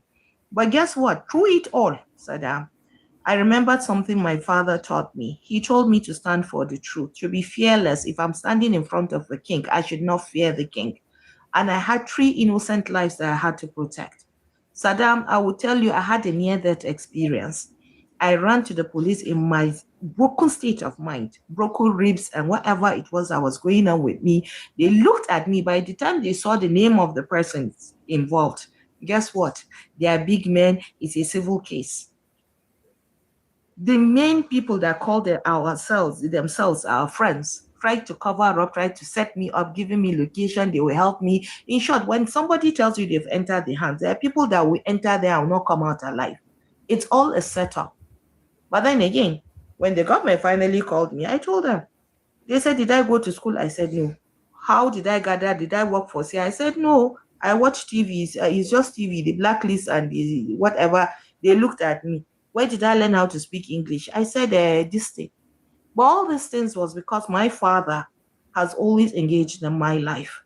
And I thought by calling out from the Buhari government, I heard somewhere that my father once wrote an article that said they shouldn't ever vote that way. And that was an offense. I was the daughter of their enemy, you know, and he's late. These people will come for your children. When you decide to say you are not going to be a part of them, they will come for you, come for your children, come for your generation after generation, because they are aware to do that. And they will forever. That is why when my issue began, SirDam, I'm from the north, they tell me that I shouldn't engage with the non-Muslims or the Igbos or the this. You could imagine it was the Igbos, the Yorubas, people from all over this country that had humanity inside of them, that stood and fought my battles for me. When they flunked me out on the street, they were there to shelter me. SirDam, I lost everything. Court after court is to financially drain you. There was a day they almost took me to prison in Federal High Court. And guess what? The so-called case, IGO police versus me, cyber crime, Abi, I said, but it never me said. The whole booklet was the story of another woman, a different name. I was arraigned. They gave me still bail condition that you'll be shocked. You see, when we talk about the judiciary and what they are doing right now, we need to rescue our country, because I've lived in the white man's land. I've lived in other countries. In a day, I was in South Africa, just a pothole that the whole road in the night, they'll come and clear the whole road that it has expired. Just a pothole. I watched that happen. You see choppers flying because of security in another country. We can afford all these things. We can. But where all the money is going? Nigerians should know that we are not meant to be poor. All of us are supposed to be billionaires with the kind of abundance we have in this country. This script they are writing is just for themselves. Are we not seeing it right now? How many, is it the gold mines? Is it the mineral resources? Wherever you see insecurity, now with the advent of lithium, Shebi it started, they test drive it when oil was discovered. All of a sudden, they were militants. Go back to Niger Delta. Those communities, they've been tapping all these oil resources. See the state they are in. Who cares? Who cares? As a Nigerian, we should care. Not because it's not a northern world. And then they've discovered a lot of things on ground too. You think all this insecurity, where are they getting the weapons from? Recently in Kano, you've heard how gold were intercepted. All of a sudden, they want to open centers where they will be polishing things in Lagos. All these loans they are collecting, where is it heading to?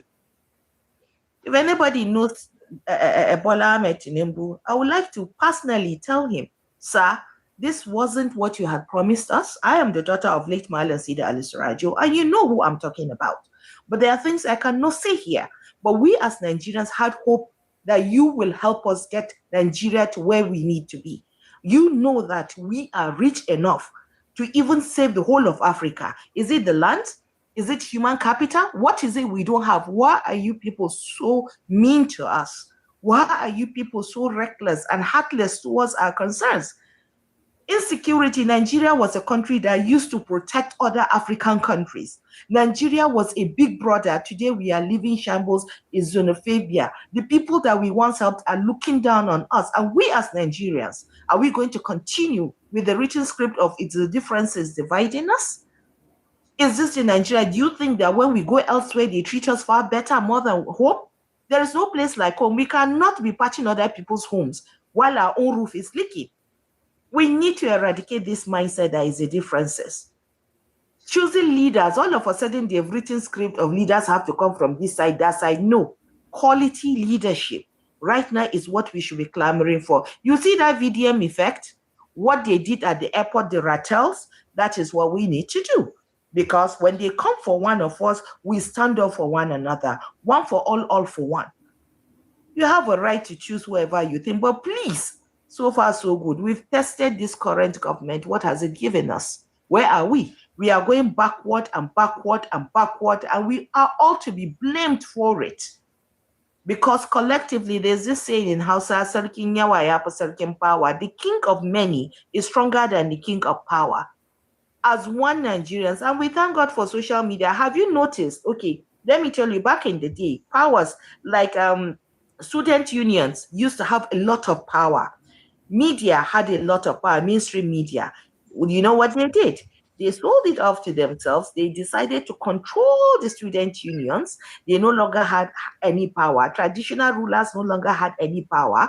Have you understand how all the institutes in this country, we are the ones paying the taxpayers' money that is paying them, even the legislators. But are they working for us or are they working for themselves? Have you ever asked yourself that? Once they get comfortable, look, even the Constitution, we should start questioning the Constitution.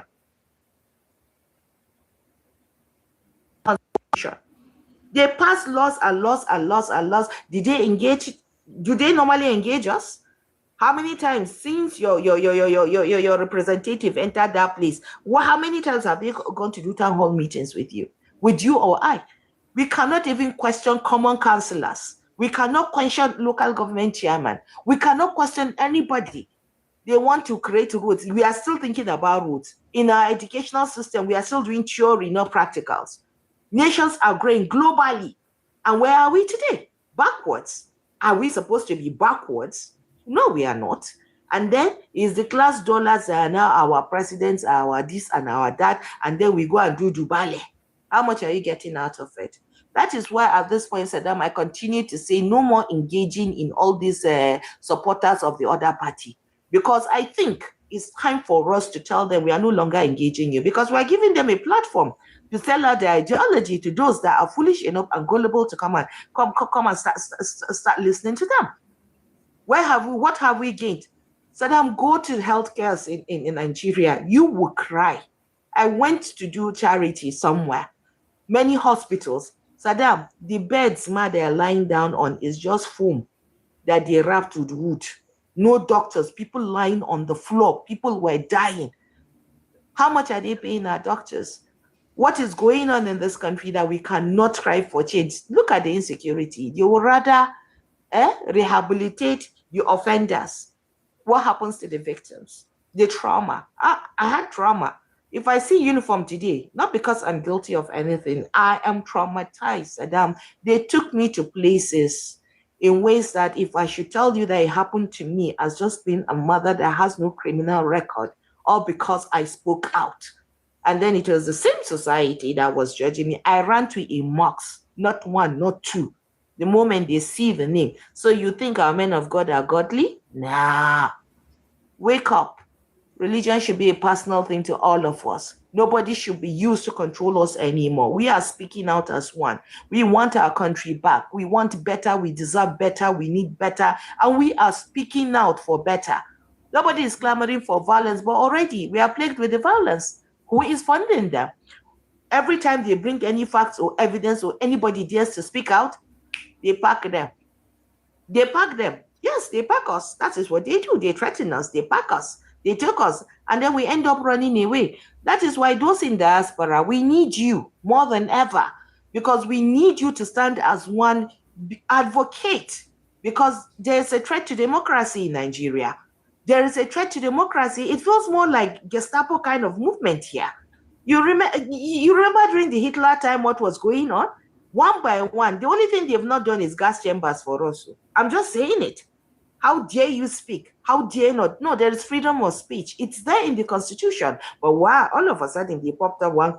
Is it crime waiting? What is it? Cyber crime law and something just to silence us. As simple as gender equality, that word. What happened? We women, do we even have presentation in this country? Do we even have social welfare? The first agent of socialization, they said, is a family unit, right? SirDam, that thing has been bastardized. That is why we have a lot of deviancy within our societies. That is why we ain't got no love. Humanity has died, because look at the North.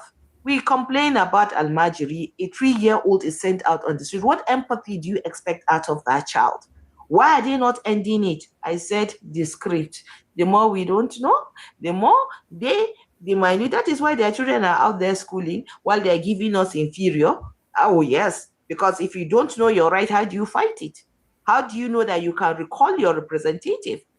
But they are busy sharing rice now. Continue collecting rice. Rice that has no balanced diet. They are not even including meat or oil inside for you or Maggi. All you are doing is collecting at the what? The detriment of our future and our children's future? As Nigerians, once and for all, I think Nigeria is not. If it were for me, state of origin should be eradicated. Every Nigerian has a right to be Nigerian. Our lives, they took an oath to protect lives and property. But if you see them attacking anyone right now, I'm telling you, it's not part of whatever it is they are. And I've already given them a name that I saw somewhere. They talk Peter Obi this all the time. Peter Obi, anybody you see them chasing, that somebody is a threat. Where is Nasru El-Rufai? Where is he today? All of them, they are being packed. It's selective justice. If he has broken the law, yes, they have a right. But all of a sudden, others are getting away, even running for offices when they have charges in the Nigerian courts. Does that make sense? So if you are for them, nothing happens to you, right? What are we saying to ourselves? Where is Nnamdi Kanu? There was a committed heinous atrocity. He spoke out, right? So now I am from the North. And after listening to all that he said, so is it that he was onto something? Who is fooling who here? I don't want to waste anybody's time, but I'll continue to say we can do better. And the change we are clamoring for has to start from you and I. We cannot continue this way anymore. Whether we like it, home is home. There's no place like home. We are blessed with just tourism alone, with our diversity alone. Do you know how many jobs can be created if the West was created on the backbones of illiterate slaves? You think we cannot build our nation? Each community has something special to offer this country. Where are their policies? Why are they not making policies to make the lives better for us? Every day is taxation after one bad policy after the other that does not benefit you or I, or the future of our children. our educational system is in shambles. Are they trying to correct it? You saw the budget they allocated, but you see billions of naira. Even Ebola, where we don't get Ebola. What are we saying, for crying out loud? Thank you, SirDam. Thank you very much, my sister. Thank you very much. Thank you very much. Wow. Well, guys, if you're just joining us, I've been speaking to my sister, Jaja. Please, if you just mute your mic so you don't get interference. Thank you so much. That's Jaja, a daughter of one of our most prominent Nigerian journalists. If you're joining us, she's like my third guest today. I have one already still with me on the two of them already. The two of them are still on the platform. I started the show today with Tina, a Nigerian based in Togo. You know, expressing and just telling Nigerians what's happening currently in Togo. And took the story down to Waziri, my brother Tommy, that Nigeria happened to. We saw his story, and you're not listening to our sister that Nigeria has happened to also, Jaja. And another lady, you know, saying things that normally people will not say. You see how much that divided us across all these different religious and ethnic lines, so that you will see the truth happening from your brother and you don't want to say it, or from your region and you don't want to say it, you keep quiet. Like I started my show today by saying that Nigeria, so there was a bomb blast in Lagos yesterday. Bomb blast in Lagos yesterday, and it's like there's nothing. There is nothing happening. It's like see no evil, hear no evil, say no evil. That's what I found ourselves in our country today. We shield corruption, we shield bad news because it's like make we not talk and make it not affect. Meanwhile, there are real consequences offline. And so going forward on my platform, I'll make tomorrow a special day whereby if you're a Nigerian not in diaspora now, in diaspora because once you pass Nigeria, you're not in diaspora. But if you're a Nigerian in any African country, I want us to break this in from ground up. Let's break it from ground up, because what I've noticed is that many people that support this government unknowingly are people that are victims. I said yesterday that they're actually victims. They don't even know that they're victims. So there's this lie that they have painted, that this fake story that I've given them to feel like in Nigeria, we are actually doing better than other places. So I want us to start the story from our fellow African countries. So if you're a Nigerian living in, yesterday I had somebody from a Nigerian in Liberia that came out and said how Liberian currency is stronger than Naira today. Liberia. Our sister in Togo came out today to say things that if you have heard what she was saying, you think she was talking about one Western country. But that's actually Togo. That's our back. That every state in Nigeria is richer than Togo. Every state in Nigeria is richer than Togo. Bar none. But you can see the experience of how Togolese are enjoying basic amenities. So if you're I'm going to bring up the next speaker before I open up the floor to other people to react. I'm going to bring up someone in Nigeria that I saw in the comments section. He's actually a Nigerian in Kenya. Let's hear how Nigerians can experience in Kenya. Please, Mr. Scott, you're welcome to the live. Take it away from here, please.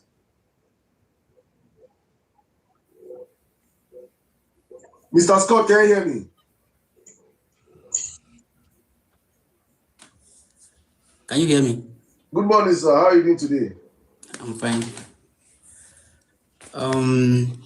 I've been joining your live for some time now. And before I say what I want to say, I just want to ask one question. Can you hear me? Yeah, I can hear you. Go on, ask your question.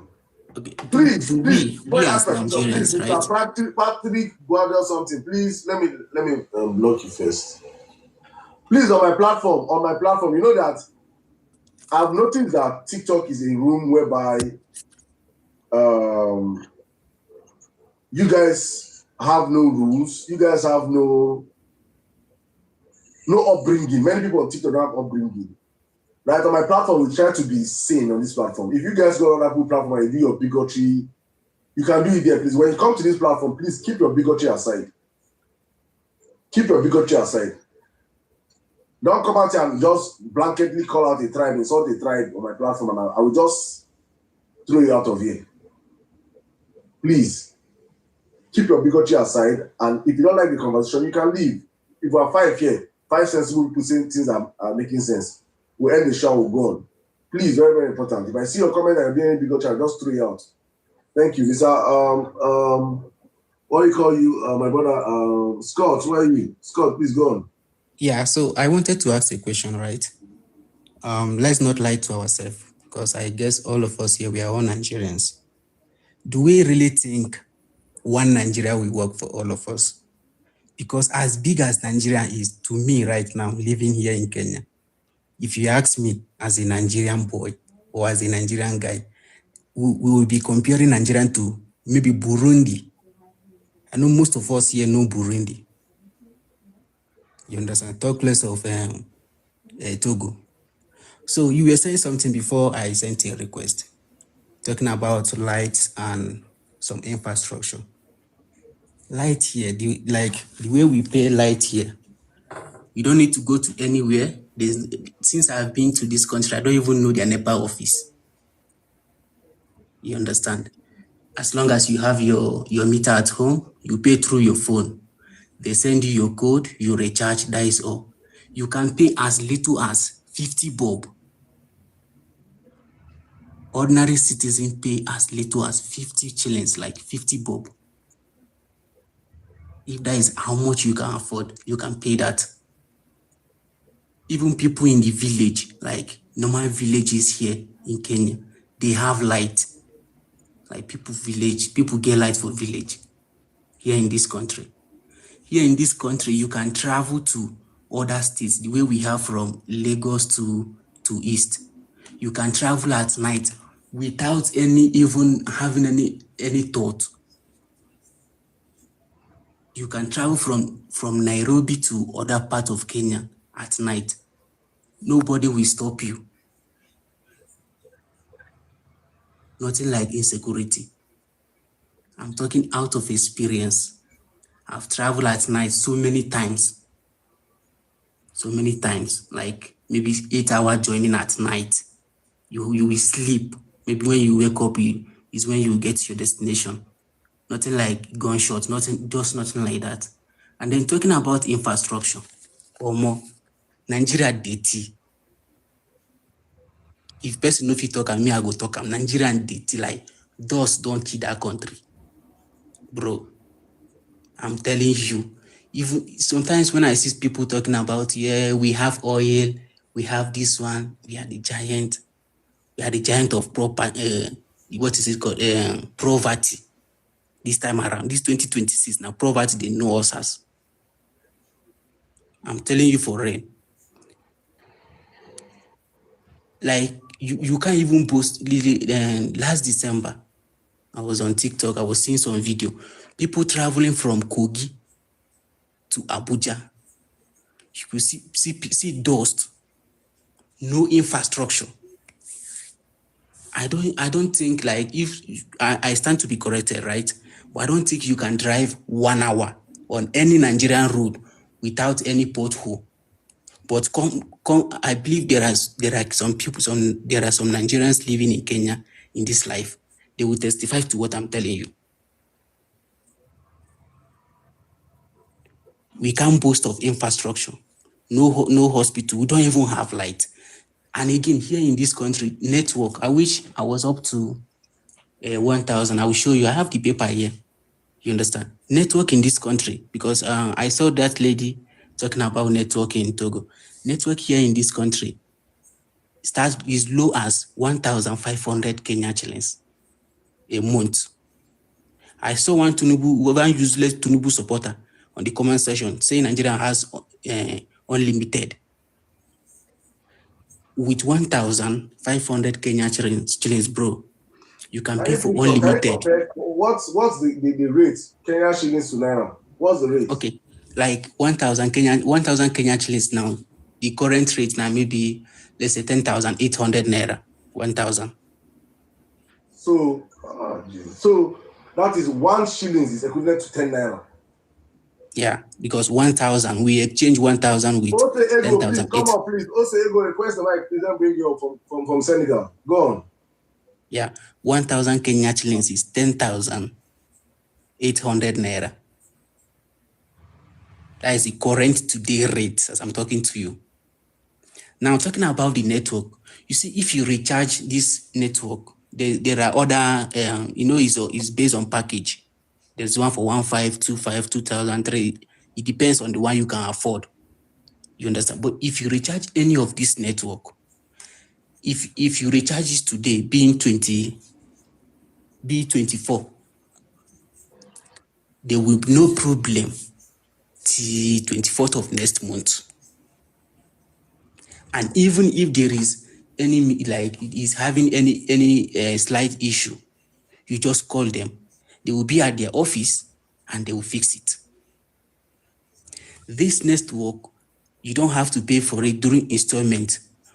All you just need to do, you get their number, you call them, they come to your house, they install for you. You just pay the recharge, like this one now for 1,500 now. You just pay the 1,500.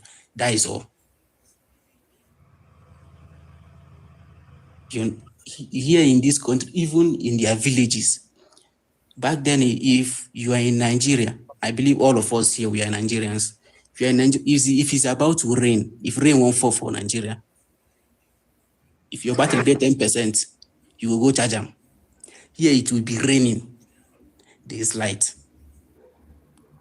No matter how big that rain is, there will be light. Like when you talk about 24 hours light. Thank you very much, Scott. Just stay with me.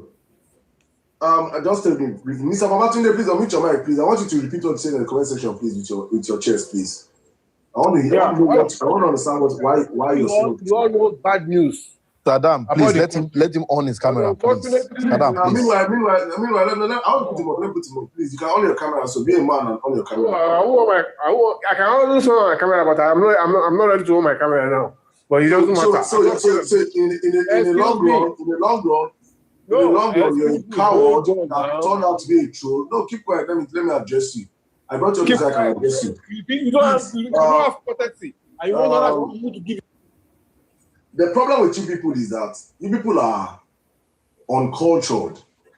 I brought you up for a reason, so you know that whatever is your right on the comment section, I want to hear you as a man. Open your camera and speak. Be a man. You insult a lady that came up here and she's telling her truth. Because they're calling out a failed government. Then when they give people, I brought you up and I said, come out and speak like a man. But apparently you have no balls between your legs. You see a lady and you feel like she's a soft target for you, you can go hard on her. Because you support a criminal government. I can give you the mic again. Come up here and say it to the camera. Open your face. Be a man. SirDam, they will never open their camera because they are nuisance. They are 2K men, 2K boys. You support a government destroying this country and you cannot even do it with your face, with your chest. Please, SirDam, let's stop entertaining them, please. It is insanity. I just brought him up here so that he will see that. So Nigerians will see how they are. They support this government. You can't even with your chest come out, defend the government that you support. All of you anonymously in comment section 4+4 Tinubu to 2031. Oh yeah, come on, take mic. Many of you cannot even speak good English. You're meant to go back to night class, get re-educated. Because they failed the first in the very first instance in education. It's insanity. But we'll keep speaking there. Please, Scott, if you want to wrap up in a minute, so let's go back to let's look at other people, please. If in a minute, Kenya, let's use what I'm trying to find.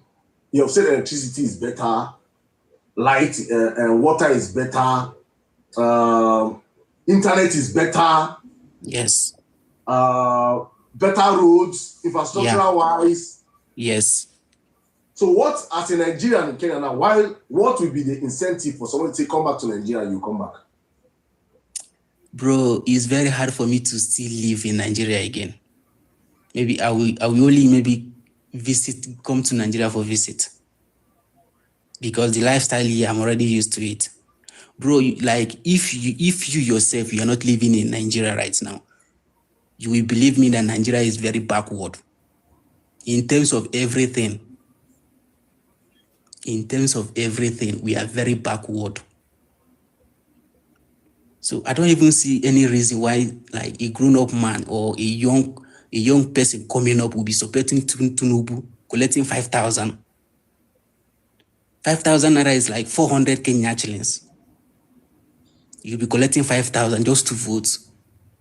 Imagine that 5,000 now, with that 5,000 serve you for that complete 4 years? That should be the question.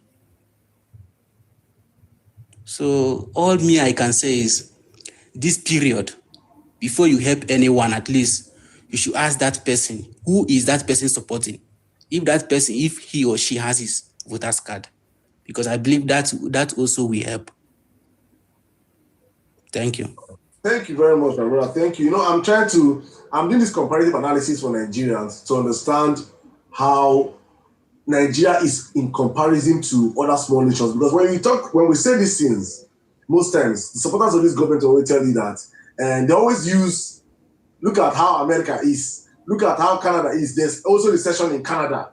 There's also recession in UK. There's also recession in America. There's also this and that. You know, they always use this Western country. So as God will have it, we're now using African countries. They call us the giant of Africa, Abi. The good thing that this is, why in a generation whereby you cannot use propaganda, you cannot propaganda your way out of bad governance. Nigerians are now everywhere.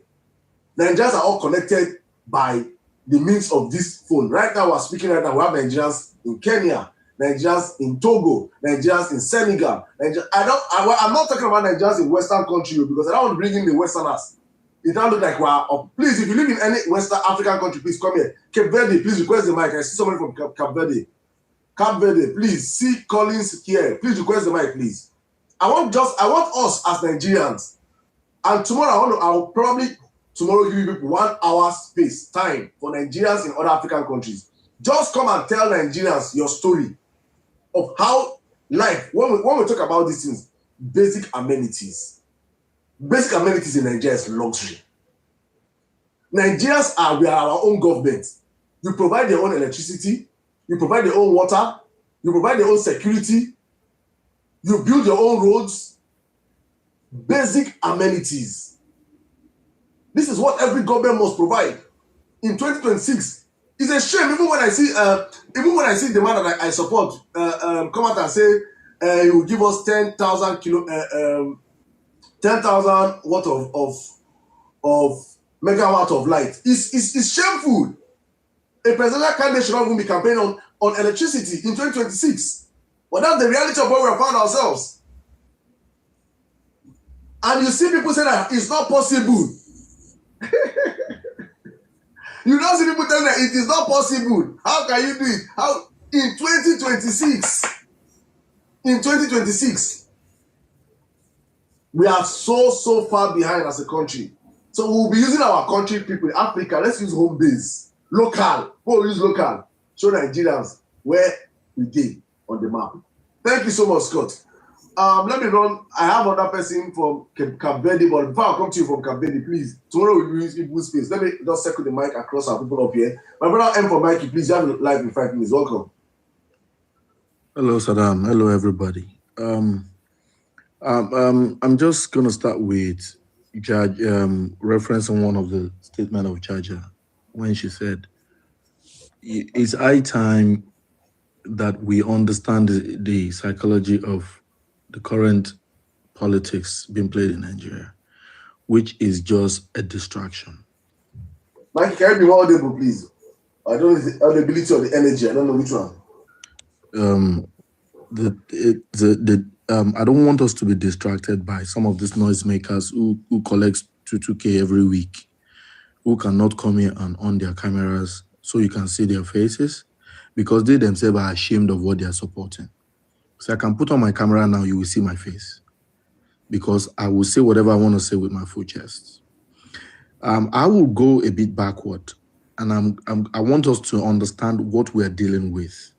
That our problem as people, as a nation, is a psychological and ideological problem.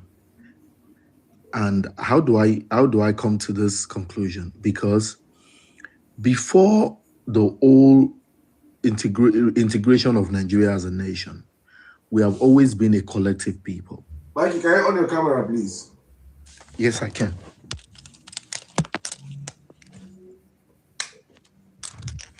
Give me a minute. Let me put on my light so you can see. Meanwhile, guys, please can we power tap the live? Let's get this live to 100,000 likes as fast as possible. Please, everybody, just don't sit down and watch us and listen to us. Please power tap the live. Let's get into the conversation. Thank you so much as you do so. Thank you. Tina, thank you so much. Tina, please join us tomorrow also, please. Tomorrow I'm going to make it as big as possible also, so we just have more Nigerians in African countries just come up and share their story. But thank you so much for your experience. I'm fascinated. I'm going to visit Togo because of what you have said. Probably I'll reach out and we'll see about that. But thank you so much. Thank you. Mikey, please let me start your time again. Go on. So we are people that are very collective in our ideology. Nigerian race people, we all grew up in a communal system where everybody cares for everybody. But at some point, if you all observe, especially people who are in their 40s, if you go back to your childhood, we were communal people. We were people who care about each other, who look at, collective growth, collective prosperity. But at some point, there was a foreign ideology that came into Nigeria, and it begins to magnify individual success, individuality as against the collective. So one person makes money, one person gets better. You go to church, your pastor begins to tell you, even if everybody is dying, it will not come close to you. I'm sure you've gone to churches like that, and you begin to hear those kind of prayer. Even if evil is happening all around you, it will not come close to you, and everybody will shout amen. And they will say, in your family, you will stand tall. When even if everybody is poor, you will be the one taking care of all your family. Those kind of prayers, they are ideological programming. It begins to program your mind, and you begin to now be more focused on your individual success, individual prosperity over the collective. And when a few people then make it out there, they begin to dominate the people. They begin to look like the Ogasa. It's a kind of feudal system. We were not like that. That's not who we are. And when you look at most of all these other African countries that you mentioned, these are the things some of them still hold tight. They still practice it. They still look at collectiveness. That's why you cannot promise them a road, for example. They don't see you. I was listening to somebody that I don't want to mention his name, an idiot that was given an ambassadorial position to compensate his idiocy and his hypocrisy, was saying that, it's in African culture for us to compensate public officers who have served, who have done beyond what is expected. And I asked I said, I wish there were people in that place that can ask him, which of them has done more than what is expected of them? That they deserve a land in Abuja. They deserve life pension. Whereas doctors, professors, people who are the backbone of every nation, what did they get? But just because a governor or a senator comes into office, serve 4 years, he deserves a lifetime pension. So these are the ideological mess that we have put ourselves into. And to get out of it, we have to collectively get out of it. We cannot be playing all this usual talk and narratives. We have to enlighten ourselves that we are all worse off for it. There is a proverb in my place. I'm a Yoruba person. It says, when one rich man in the midst of 1,000 poor person, he himself is poor. That's a fact. Most of all of you who gets 10 million from ABC, 15 million for this, I pray that one day you will not be on the expressway and you have accidents, driving that your Lexus that you use corrupt ABC money to buy. Let me see whether that your 15 million naira will be able to provide ambulance for you on that spot.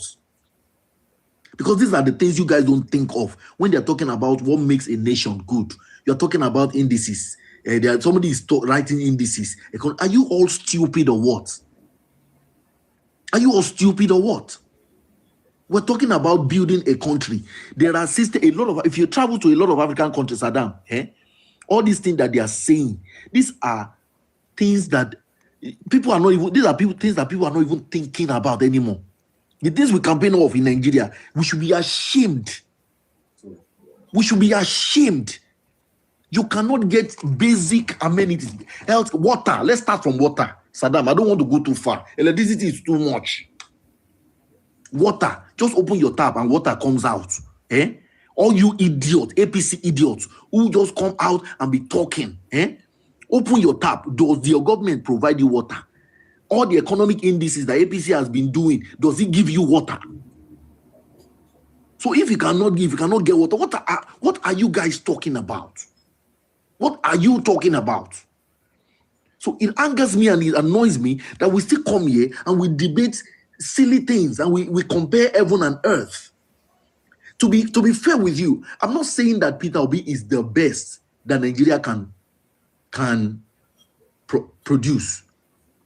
But among his contemporaries, he is the best. That is what we are saying. And tomorrow, if Peter Obi did not meet up to the expectation that we have credited him with, I don't think all the people in this place, intellectual in this place, are stupid enough to be bigoted or be sycophant enough to be saying, even though he is not doing well, we still support him for this. We will not, because we deserve better. I don't give a damn rat about Peter Obi, and I'm sure he doesn't care about me. He cares about the nation, about his mission, and that's why he's coming out. But if he does not do what is expected, I will hold him accountable. Ask all these APC muggles, how many of them can hold these people they support as if they are doing you see the way the governors talk about Tinubu. Let's thank Mr. Tinubu because he gave us money, as if it was his father's money that he's giving them. Let's thank him. He is the one that made the road. As if Tinubu has ever labored in his life to make money legitimately to do anything good for anybody. He takes your money, he squanders it, he spends it, he gives you crumbs, and you are thanking him for it. That is the ideology that we have right now. And that needs to change. SirDam, we need to blow these things loud so that everybody will hear, everybody will understand, and they will know that we are not in that system anymore where we need to settle for less. We can't do that anymore. We deserve better as a people. It's a shame to be comparing Nigeria with Kenya, Togo. Do you know the kind of resources Nigeria has, SirDam? Do you?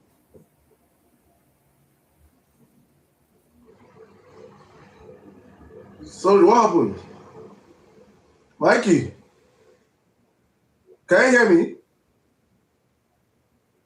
I'm really tired in my spirit right now. I'm just going to leave, I just want us to go and think. Let's go back tonight and think. Everybody, okay?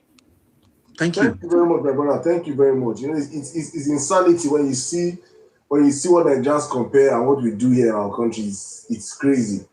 Thank Tinubu. Somebody sent me a video of thank Tinubu that God. Yeah.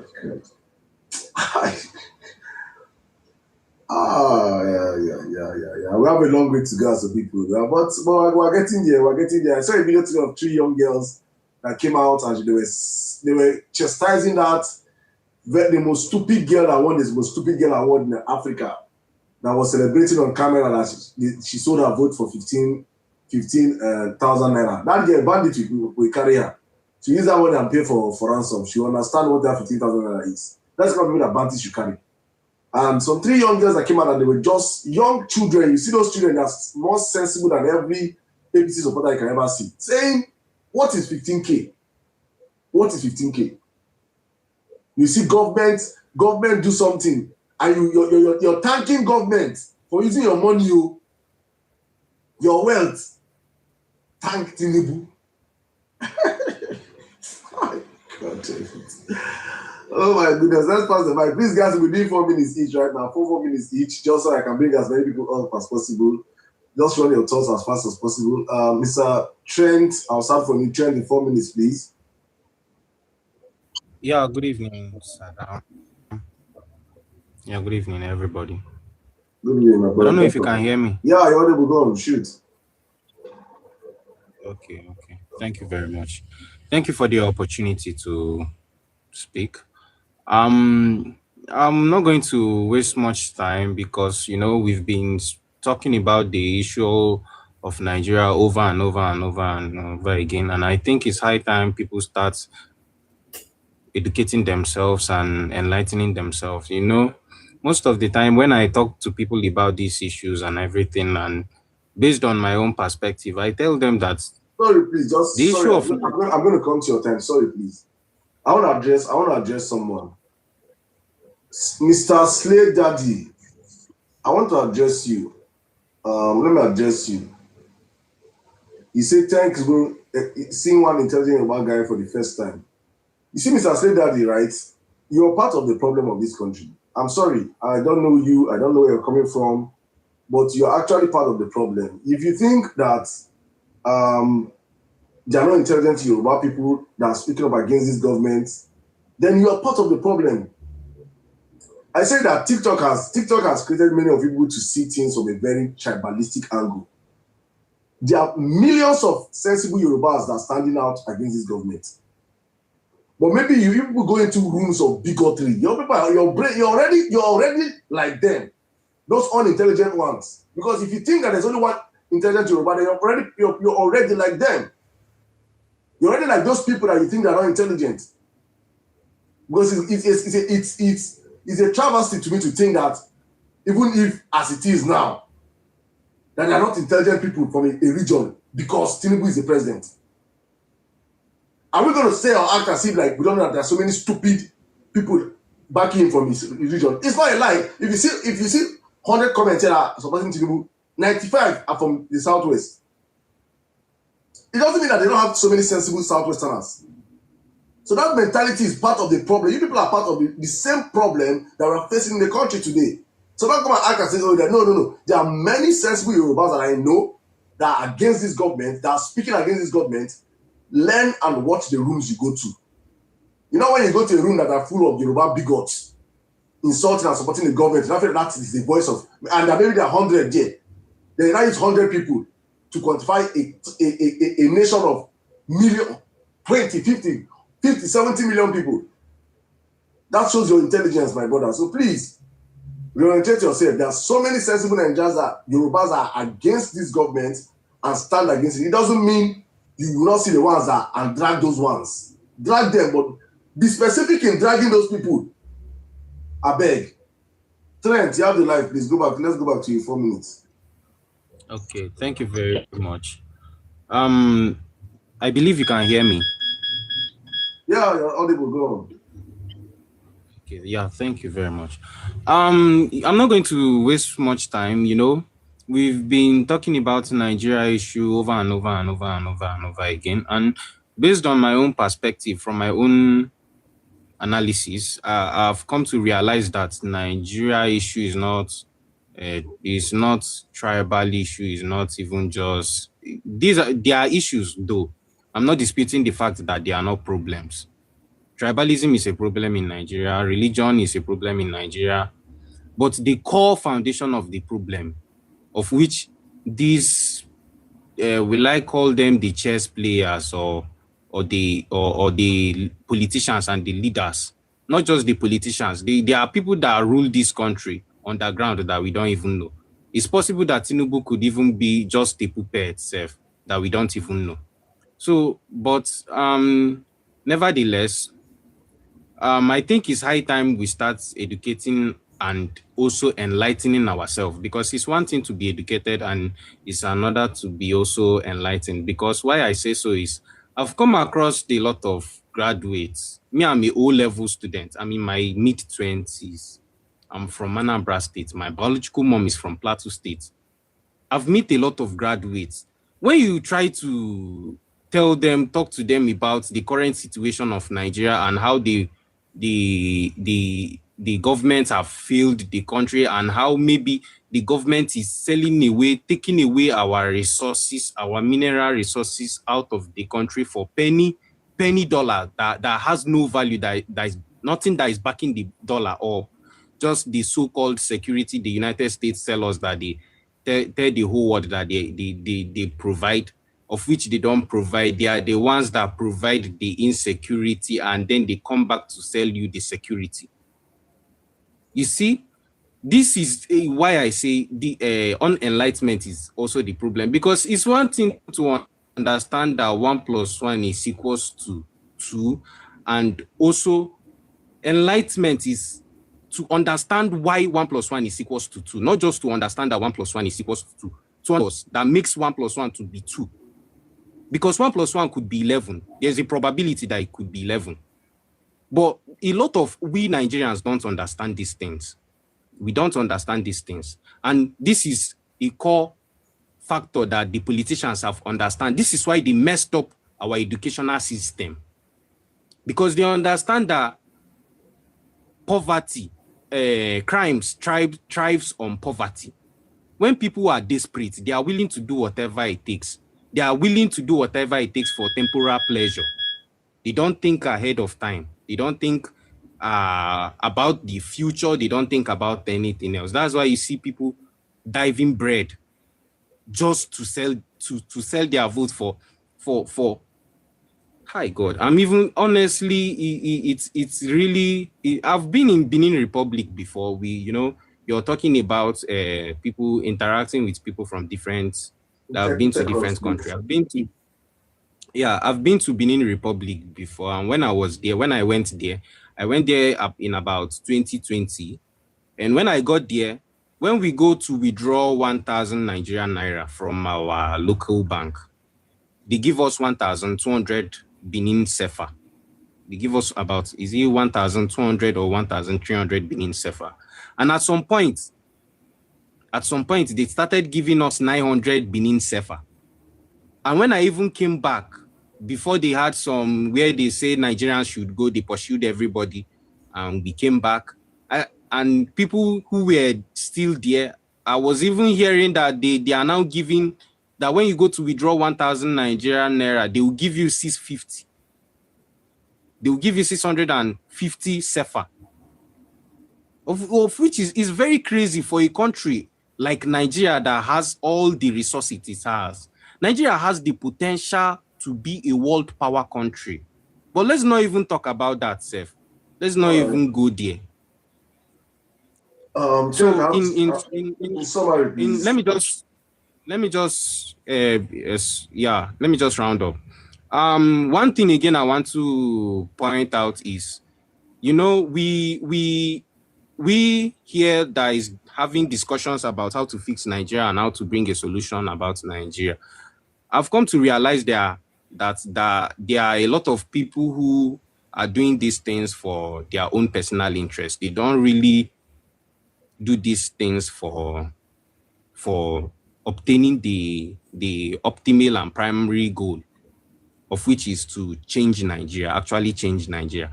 I've been to so many platforms here. I have to stop you now because I have to bring other people, my brother. I'm giving extra time. Please, I do this so that everybody can have a sense of belonging. And please, when you come up and speak, just try and limit your thought process so that other people can also get. And it's not like you're not making sense. I want to go on, but we're time constrained, right? So please, my brother, I have to stop now so I can have other people also come out and share their own. It's okay. Thank you very much. Thank you. Yeah. Thank you. The King, please have the mic in 4 minutes, please. The King, can you? Good morning, everybody. Yeah, I can hear you. Good morning, everybody. Go on. Good morning, please. Welcome. All right. Thank you, Mr. SirDam.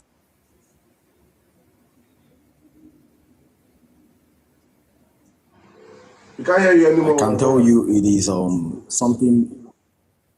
I said it is something I find very, very interesting. So let me start by saying that I, for one, has been in Benin Republic, and it was in the year 2022. And I've seen from directly how things are being run there. Like, I couldn't even get medication for my own self while I was sick because I had no doctor's prescription. You can't just walk into a pharmacy and just get drugs without having a doctor's prescription or something, right? This is just Benin Republic as of 2022, right? Today, I am in Kuwait currently. I am living in Kuwait. But I can tell you, it is still not something to write home about because most of us are seeing this Japa something as an achievement. But I can tell you as a Nigerian that is living in Kuwait, brother, if it was easy, if Nigeria was something like Benin Republic or Togo, I wouldn't have been here in Kuwait because I can tell you firsthand, bro, I am just into advanced slavery. Like I willingly gave myself to slavery because my country, I'm fighting just for survival, not even to like make anything.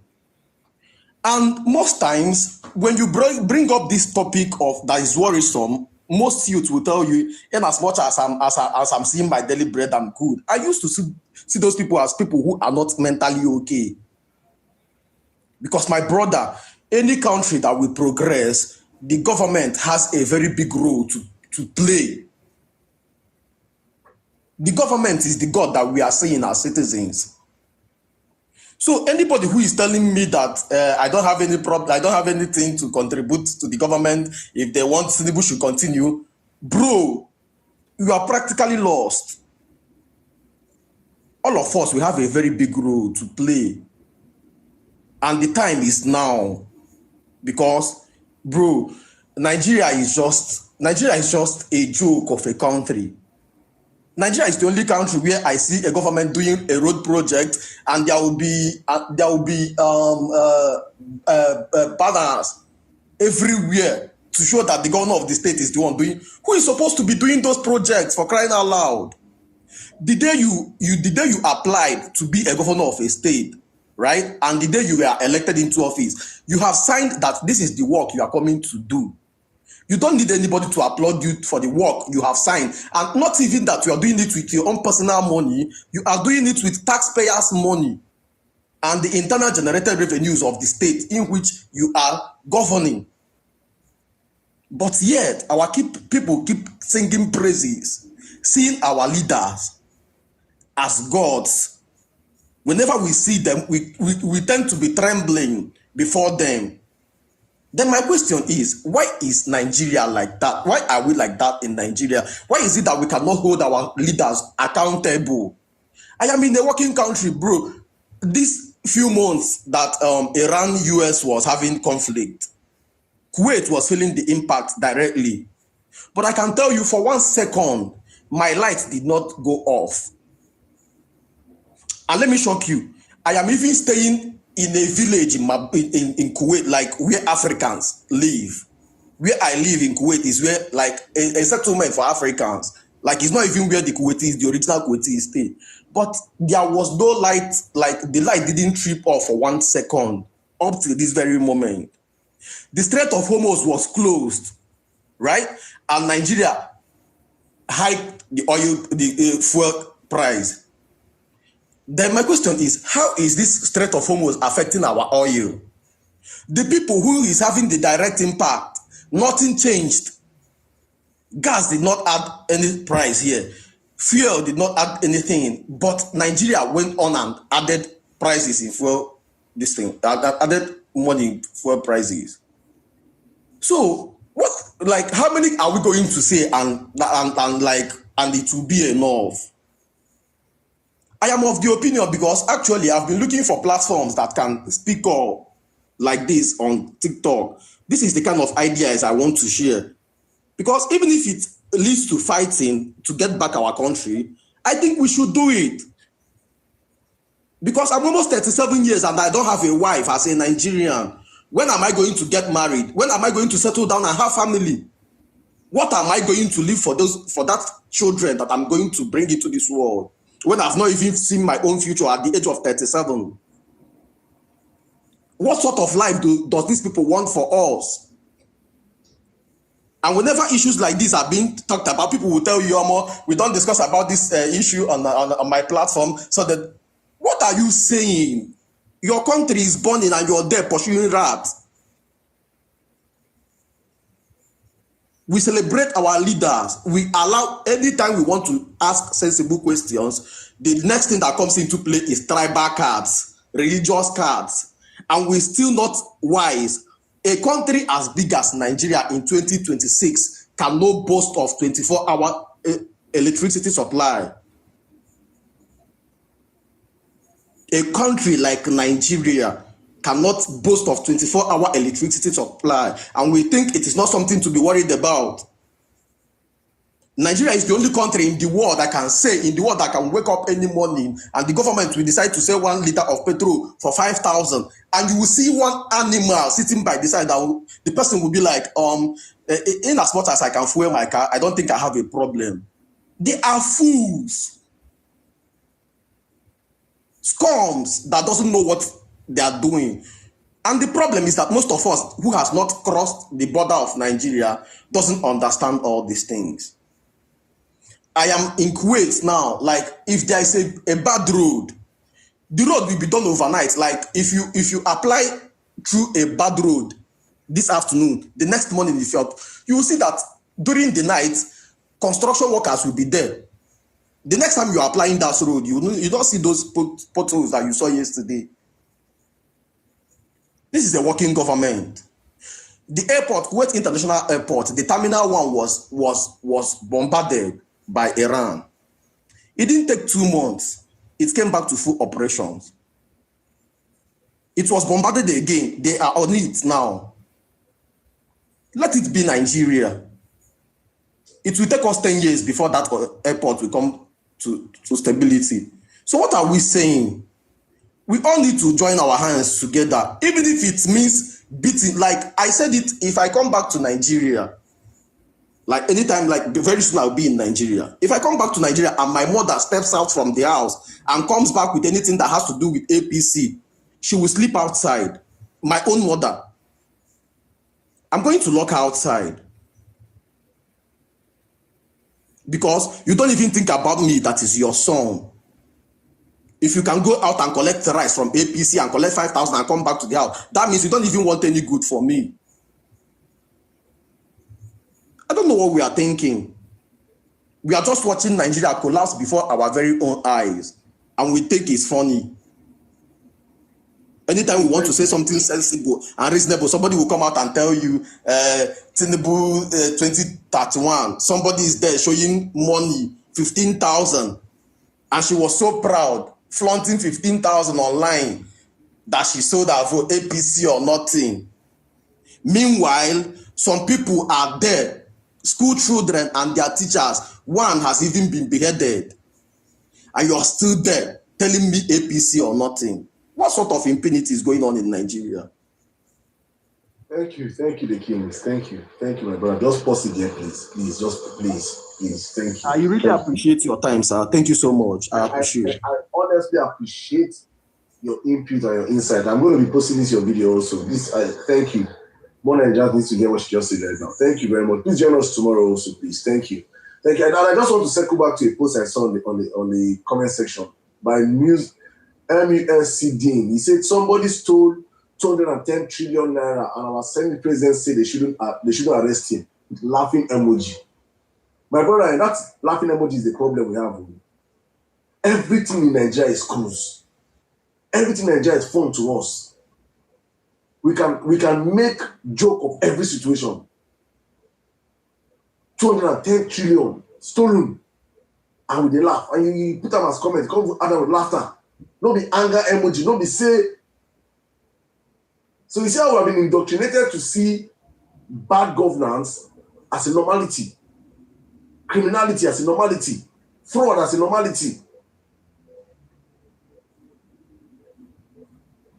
There is one Nigerian criminal that was arrested in America. Now he has come back. I'm going to his Instagram page and I'm seeing people going there to hail him under his Instagram page. Hush Puppy will come back. Nigerians will go to his Instagram page and hail him.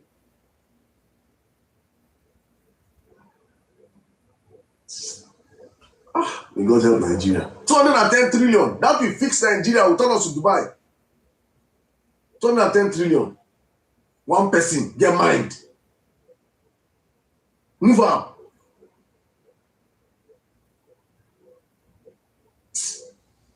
God help us. Ayekoto, please, you have the light, please, my brother. 5 minutes, please. 4 minutes, sorry. Yeah, thank you, SirDam. My name is Adebayo, but my nickname is Ayekoto. I just want to thank you for your time and your energy. So what I want to say is very brief. I'm not going to even spend up to 4 minutes. Someone said doing same thing, same way, expecting different results is the definition of insanity. We must do things differently in 2027. We have tested Tinubu and he has failed us woefully. Then there is no need for us to re-employ him in 2027. Let us give the opportunity to somebody who we have also tested at the governorship level, and we discover that he has a different content compared to an average politician in Nigeria. An average politician in Nigeria is greedy. But Mr. Peter Obi has conquered greed. He has shown to us he has conquered greed.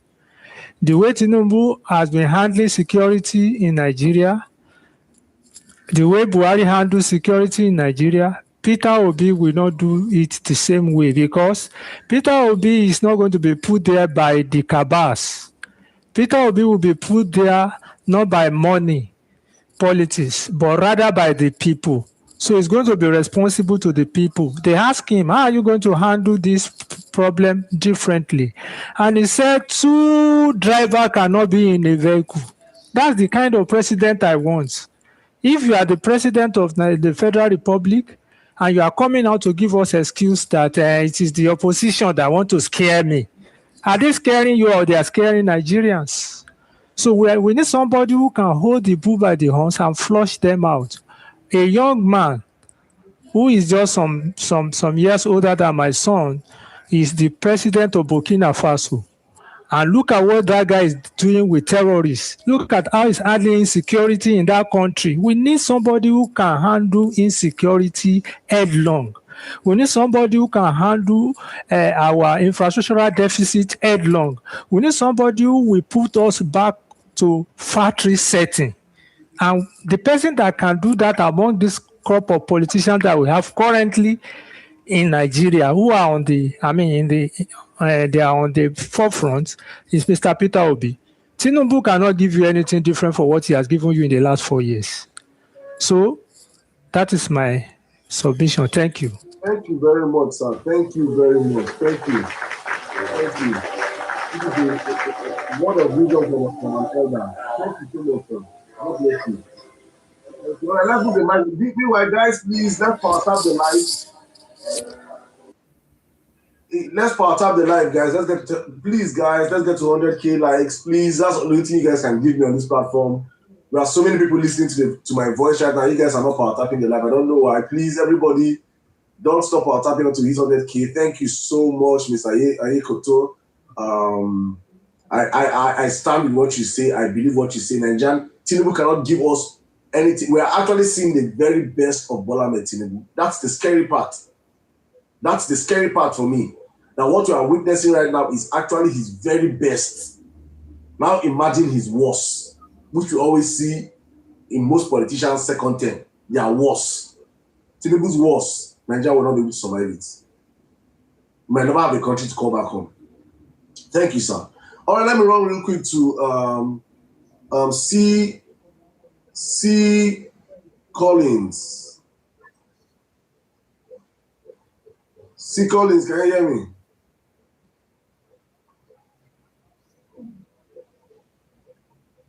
C. Collins. C. Collins here.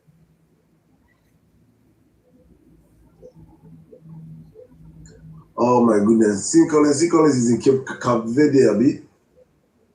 Let me run to OC Best, please. You have the live, please. 4 minutes, please.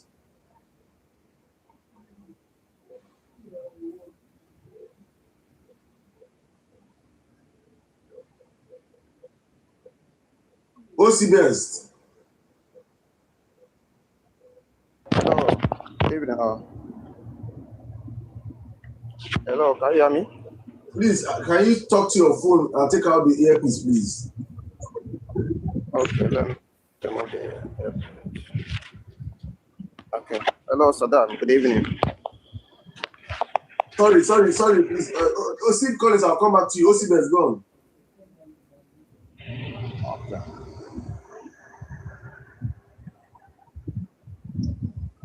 Go on, please. You can hear you have 4 minutes. Hello. Please. Okay. Hello, SirDam. Good evening. I greet. I just want to appreciate what you guys are doing. I'm so much impressed. I've been following this program since last week. I've been following this program like the other guy that spoke before this last person. I'm in Kuwait too. We want to see Nigeria work because what we are seeing or what we are passing through here is not what to write home about. It's not what to say or what to talk. We need to see Nigeria work. Understand? We need the system to work. Understand? In terms of everything, there's nothing to, as in, when you remember what is happening in Nigeria, you think, what am I going to Nigeria to do? Instead of to go Nigeria, it's better for me to stay here. Even if to die here, let me die here. Understand?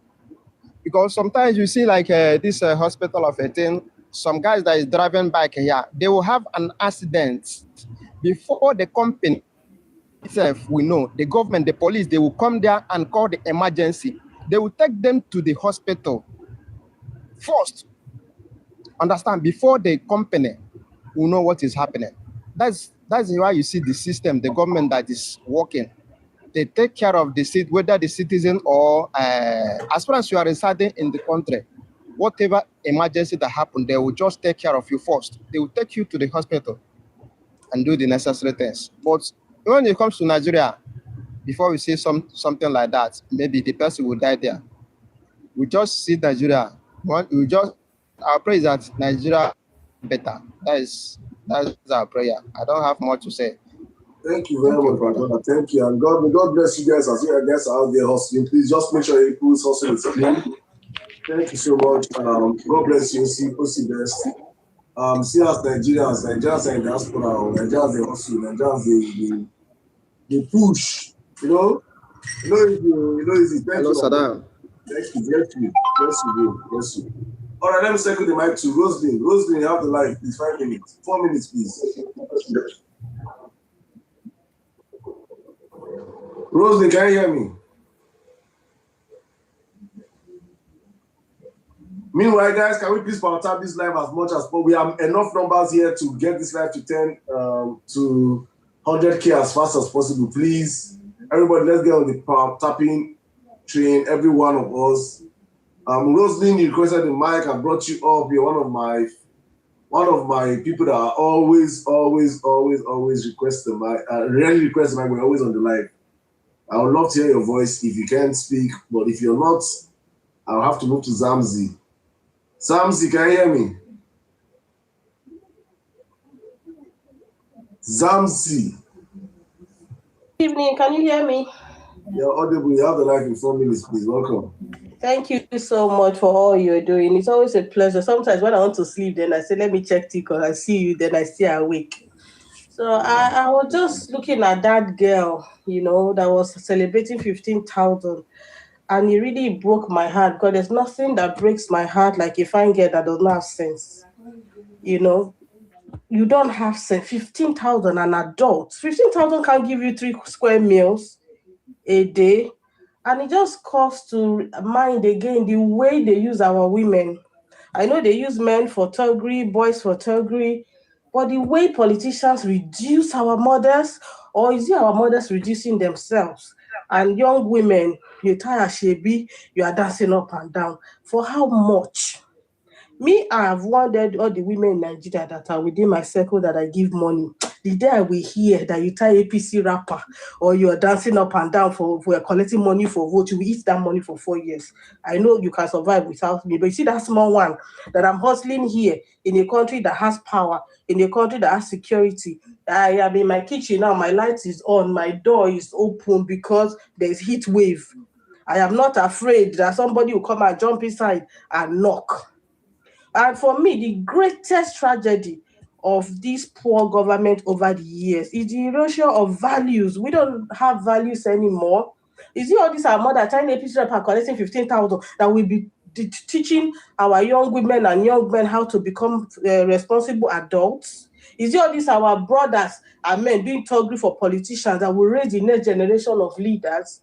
And we must demand better. Hopefully, we can drive all these animals out of that place and begin to pay attention to our educational system, and not just the four walls of schools, but also homes. Because I remember how I was brought up. I remember that as a young girl, you couldn't buy me with money. Not because I was wealthy. When I entered Uniben, my mom had died. I passed 3 months before I gained admission. And my father was unwell as well. It was just maybe through benevolence of people. Sometimes I didn't know that I went through school with, but it was possible to go to school then. And I see back to that, like I know that if I were to live in this Nigeria or to school, I would not have been able to go to school, because we don't have any social justice anymore. And I also knew the kind of temptation that we faced. But because we were raised right from home, we could say no to those things, and we studied our books, and today I'm here with the same education that I got from Nigeria. Right now, they are burdening all of us with loan. Our young girls are celebrating 15,000. I wish they beat person for screen. That girl for collect slap for my hand. So please, young women, do better. It's a matter of lack of self-respect for someone to tie you wrapper for a bad government and you're out there. Or someone to give you 15,000 and you're on social media. It's erasure of value. So, and we need to fight back and start to rebuild society one brick after the other. You cannot be a Yahoo boy and you think you can fight government.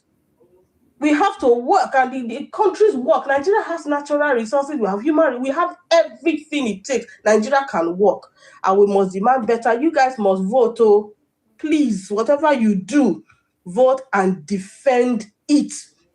I'll stop here. Thank you very much, Zamzi. Thank you very much. Thank you. All right, let me just circle the mic real quick to Uno Circle, please, in 4 minutes, my brother. Thank you.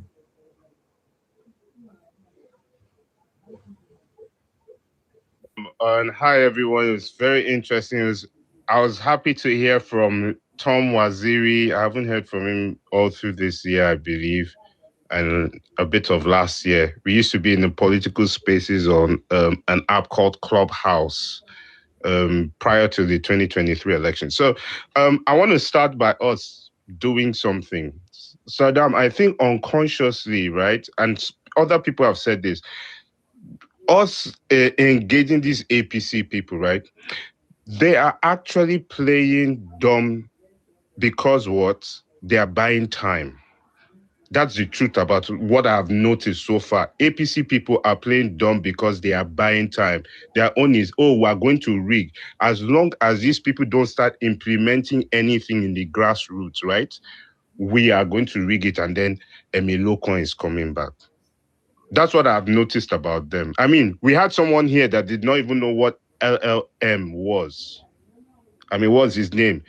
Archangel. And then he said that, and then there was another guy, Dauda. Remember when we asked him, okay, you ran for elections in was it Adamawa State? I said, okay, so what is it that you believe you as APC wanted to give to the people? What was the next thing he told us? We should go and hustle. After election, say we better go and hustle.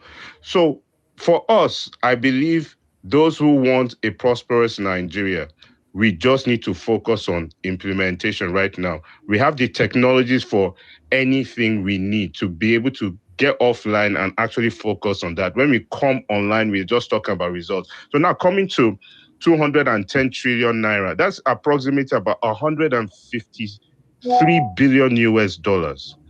$1 billion US is going to be able to build, will be able to get us at least 2,000 ambulances, fully equipped first grade ambulances. $1 billion US. We're talking about 153 billion getting missing. Just 1 billion.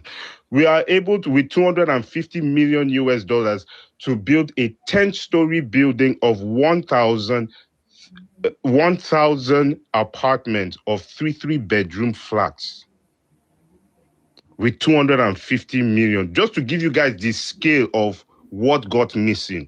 So now imagine the whole medical healthcare delivery sector in Nigeria, for it to be standard to a global level, 21st century, right, will possibly need approximately 3 to 5 billion US dollars for that to be standard.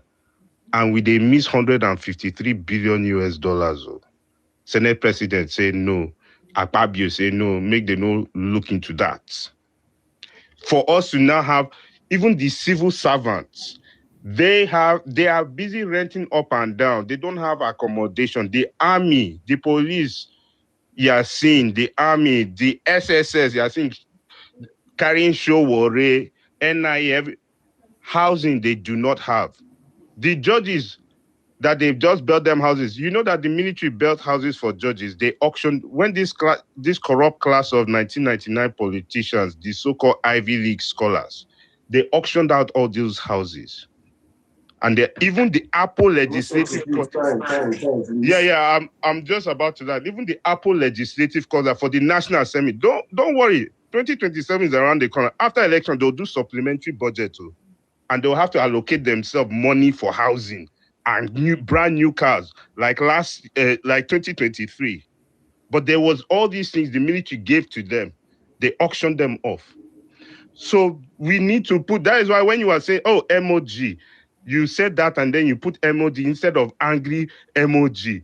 That was when I requested to come up because that was very important. We seem not to understand the level of destruction happening to us and the level of amount of money is being stolen under our watch. We need to start implementing now. We should forget about 2x2 on election days. Let us start doing the constitution that we're talking about, all those things they gave to themselves. Let us get our own lawyers, break everything down. Let every local government get a copy. Okay, this is what you have to get whoever is running for any position, let them sign that this is what they are going to implement. First 100 days, this is what is going to happen. They have to move this constitution and things like that. And with that, I'll land. I'm looking forward to working with everybody. I think we should be more proactive on that than making all the candidates sign that is exactly the economic policy and whatever we want, sign it. Because now, at least, SirDam, we know one thing. What we're asking for is not something that is going to manna from heaven or is impossible. We have had last week, Prof told us that, they had all these things before. So all we're doing is restoring and then building even better a 21st century system. Thank you. Right. Thank you very much, my brother. Thank you. Let's move on with them. Guys, please, we have 5K likes to the end of the live. So everybody, please just go power tap the live. Thanks so much, my brother. Thank you.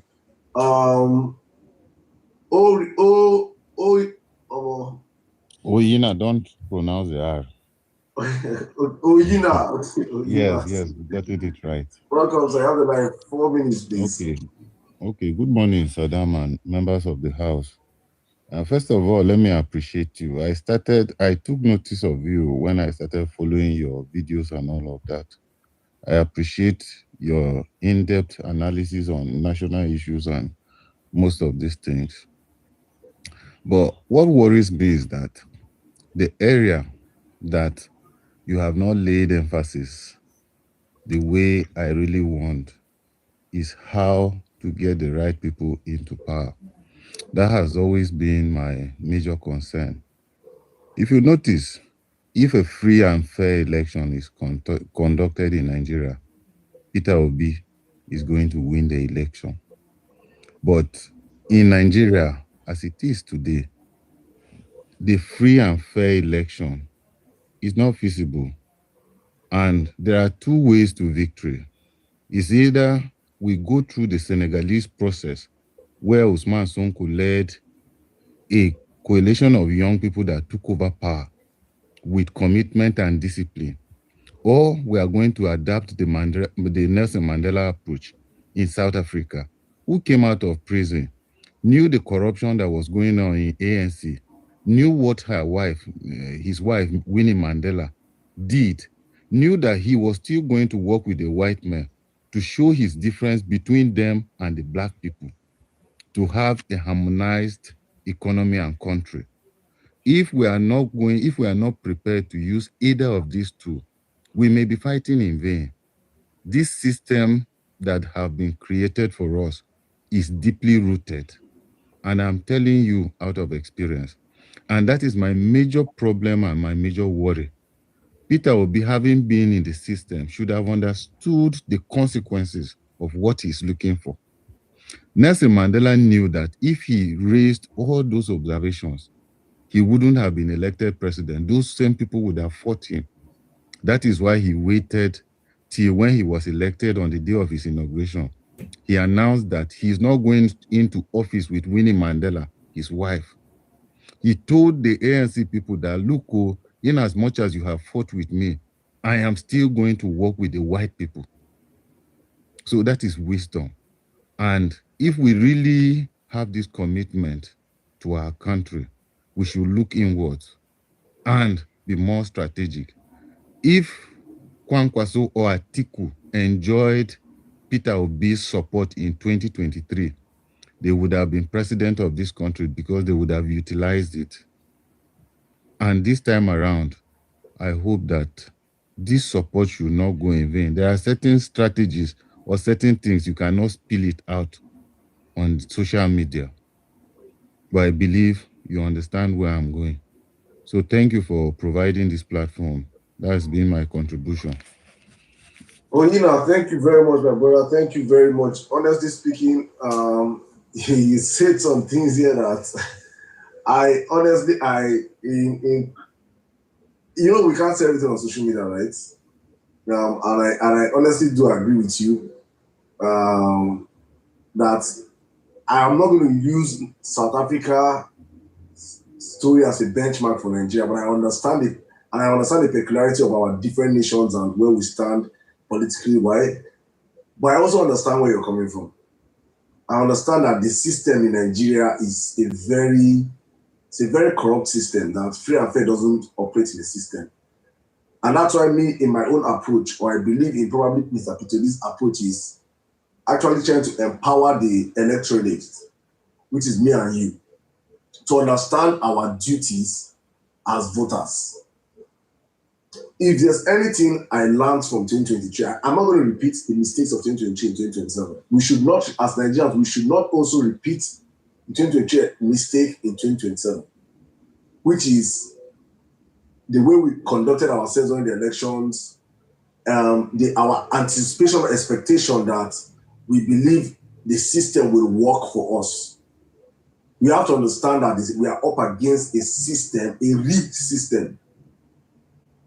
And that for us to defeat this rigged system, we have to do things in a different way. For example, I don't believe that we're expecting any results on the IRF or through the beavers, because we're not even for these Ekiti elections. I've seen places that the beaver of a polling unit read 100 and something voters. In that election, APC voted 600 and something people. So APC will never adhere to the law. So we have to also learn how to be disobedient to the process, all within our own civic rights as a people. So that's, we're not going to line up everything here on social media, but I believe that all I'm trying to paint is that Nigerians have to understand that the traditional way of how we vote must change in 2027, where we vote and go back home. In 2027, it should be that we vote and we follow our vote, because for me, I've always insisted that, like you use Senegal as an instance, the Senegalese incumbent president had to hands up. Why? Because of the agitation of the young Senegalese. They were out on the streets. They did not go back home after voting. They were on the street expecting that their vote must count. And their vote counted, and the incumbent president had no option. He knew that it was he had only two options. Either call the main vote or the country breaks into anarchy. And that is exactly what we must do. The same thing happened in Ghana last year. There is no reason why Nigeria must not follow the trajectory of other African countries. When I mean Nigeria, I'm not talking about the candidates, I'm talking about the electoral rates ourselves. We must follow what others have done successfully. We must vote and insist our votes count. Yeah. Thank you so much. I just wish to share some personal information with you. Please, yeah, hit me in the DM, please. Hit me in the DM. Hit me in the DM, please. No problem. Thank you. I just followed you right now. Please, just let's talk with them. I get some things you're saying are very, very important, but I think they're more classified. Thank you very much. Thank you. All right, guys. Thank you so much. Every one of you that have come out tonight. God bless you guys. It's been a wonderful time with you people on the platform tonight. I just want to end this space by pleading with every one of you. Thank you to all of you that have contributed with your likes, with your gifts, with your intellect, with your posts, with your comments. Every one of you have contributed one way or the other by sharing the live, by reposting one way or the other. I'm very grateful to you guys. Please, I just want to beg of you people one thing. If there's one thing I can ask of every one of you listening to me right now is please, when you hear things on this platform, don't keep them to yourself. I beg you, that's the only way we can help our country. And sorry, Odems, I can't bring you up. I have over 50 requests right now. I see the request line. There's over you guys. I'm sorry, those I could not bring up. I beg, no vex on me, please. A whole lot of people are requesting for the mic right now, but we have to shut the space to be able to come back tomorrow. Thank you to all of you that requested, by the way. Thank you so much. But please, I'm begging every Nigerian to hear my voice. I'm one person that believes that. In fact, let me tell you people, the platform that we built on X is actually that platform that you heard APC people saying 4 people tweeting in the room in the last election. Oshimole, it was actually a platform we built on X. I'm a practical witness to what few people can turn the power of few. If we put our mind into it, and if we say, that's why I am 100% optimistic that if we do what we have to do, if we do what we did in 2023 and more, and just change our strategy, Tinubu will be a one-term president. But it entails every one of us playing our role. Don't just be a consumer of this conversation. Don't just come out here and listen to us and feel good. And here I'm like, yes, there are some people like them, SirDam. No, you should also be a SirDam. You shouldn't be a SirDam 2.0 or a SirDam square. You must not necessarily open your life if you don't have you're not that person that wants to come out and talk. But you should have your own ecosystem. You have family, you have friends. They should understand the importance of the next electoral cycle. They should understand what they must do. These contents are not contents you should just hear, listen, and keep for yourself. There are things you should take out. Your family, did they understand where we are going to? Because when you see some things that is happening offline, there are people that are parents, their children are on social media, that come on live and they listen. So we have a country to save, and for us to save our country, every hand must be on deck. Every single hand. If you don't believe in Nigeria surviving anymore, I understand. Good luck to you. But if you believe that we still have a fighting chance, then don't expect only VDM, only Mama P, only Randy Peters, only this, only that, only No. You must not do what they are doing, but in your own circle of influence, create your own ecosystem. Talk to people, mobilize. If you're in diaspora, talk to people. Let them talk to other people. That's what they call the ripple effect. That is how we change the society. But if you come up here, you consume, we say every day, you feel so energized, you feel so happy, you go and sleep. Tomorrow you come again, make we talk again. Tinubu will just be laughing. And that's what they're banking on us not to do. So I also want this touches 1 or 2 people, please create your ecosystem, start talking to your people, start mobilizing your people. Those that don't have their PVC, go and get your PVC. If you're in diaspora, you should not be sending money back to anybody in Nigeria without a PVC, no matter who the person is to you. the person has to have a PVC. That is how we change our country. That is how we change our country. And if every one of us on this platform now have 10 people that listens to us, just 10, you have created over 1,000 plus. What? Well, close to 1,000 from all the platforms. You have created automatically over 10. That's like 3,000 people. Then those 10 get 10 persons. That's extra 3,000. That is how you multiply. It's like MMM. Abi, bring one, get two. And that's what you do, Abi. That is how we multiply these things. Please don't just be one person and just get this information and keep it to yourself. Thank you so much, every one of you. I hope I've indicted one or two of you that just keep this conversation to yourself. Please, let's come back here again tomorrow, 10 p.m. Nigerian time, and get ready to speak more to our country. And if you're in there, if you're in Nigeria and other parts of African countries, if you know anyone, please invite them tomorrow. 1 hour of their time. Just let them talk about how life is in contrast to Nigeria back home. God bless you guys. I'm just going to give a shout out to all my top listeners. Mama Wakili, thank you so much. TJ, Clever, Odems TV, The Kings, Maki, my brother in Nigeria, Uche Wakre. All right, guys, that's it. Now to defend the vote too. Thank you all so much for joining. I'll see you guys on my next one. Madam Luke, thank you. Bye.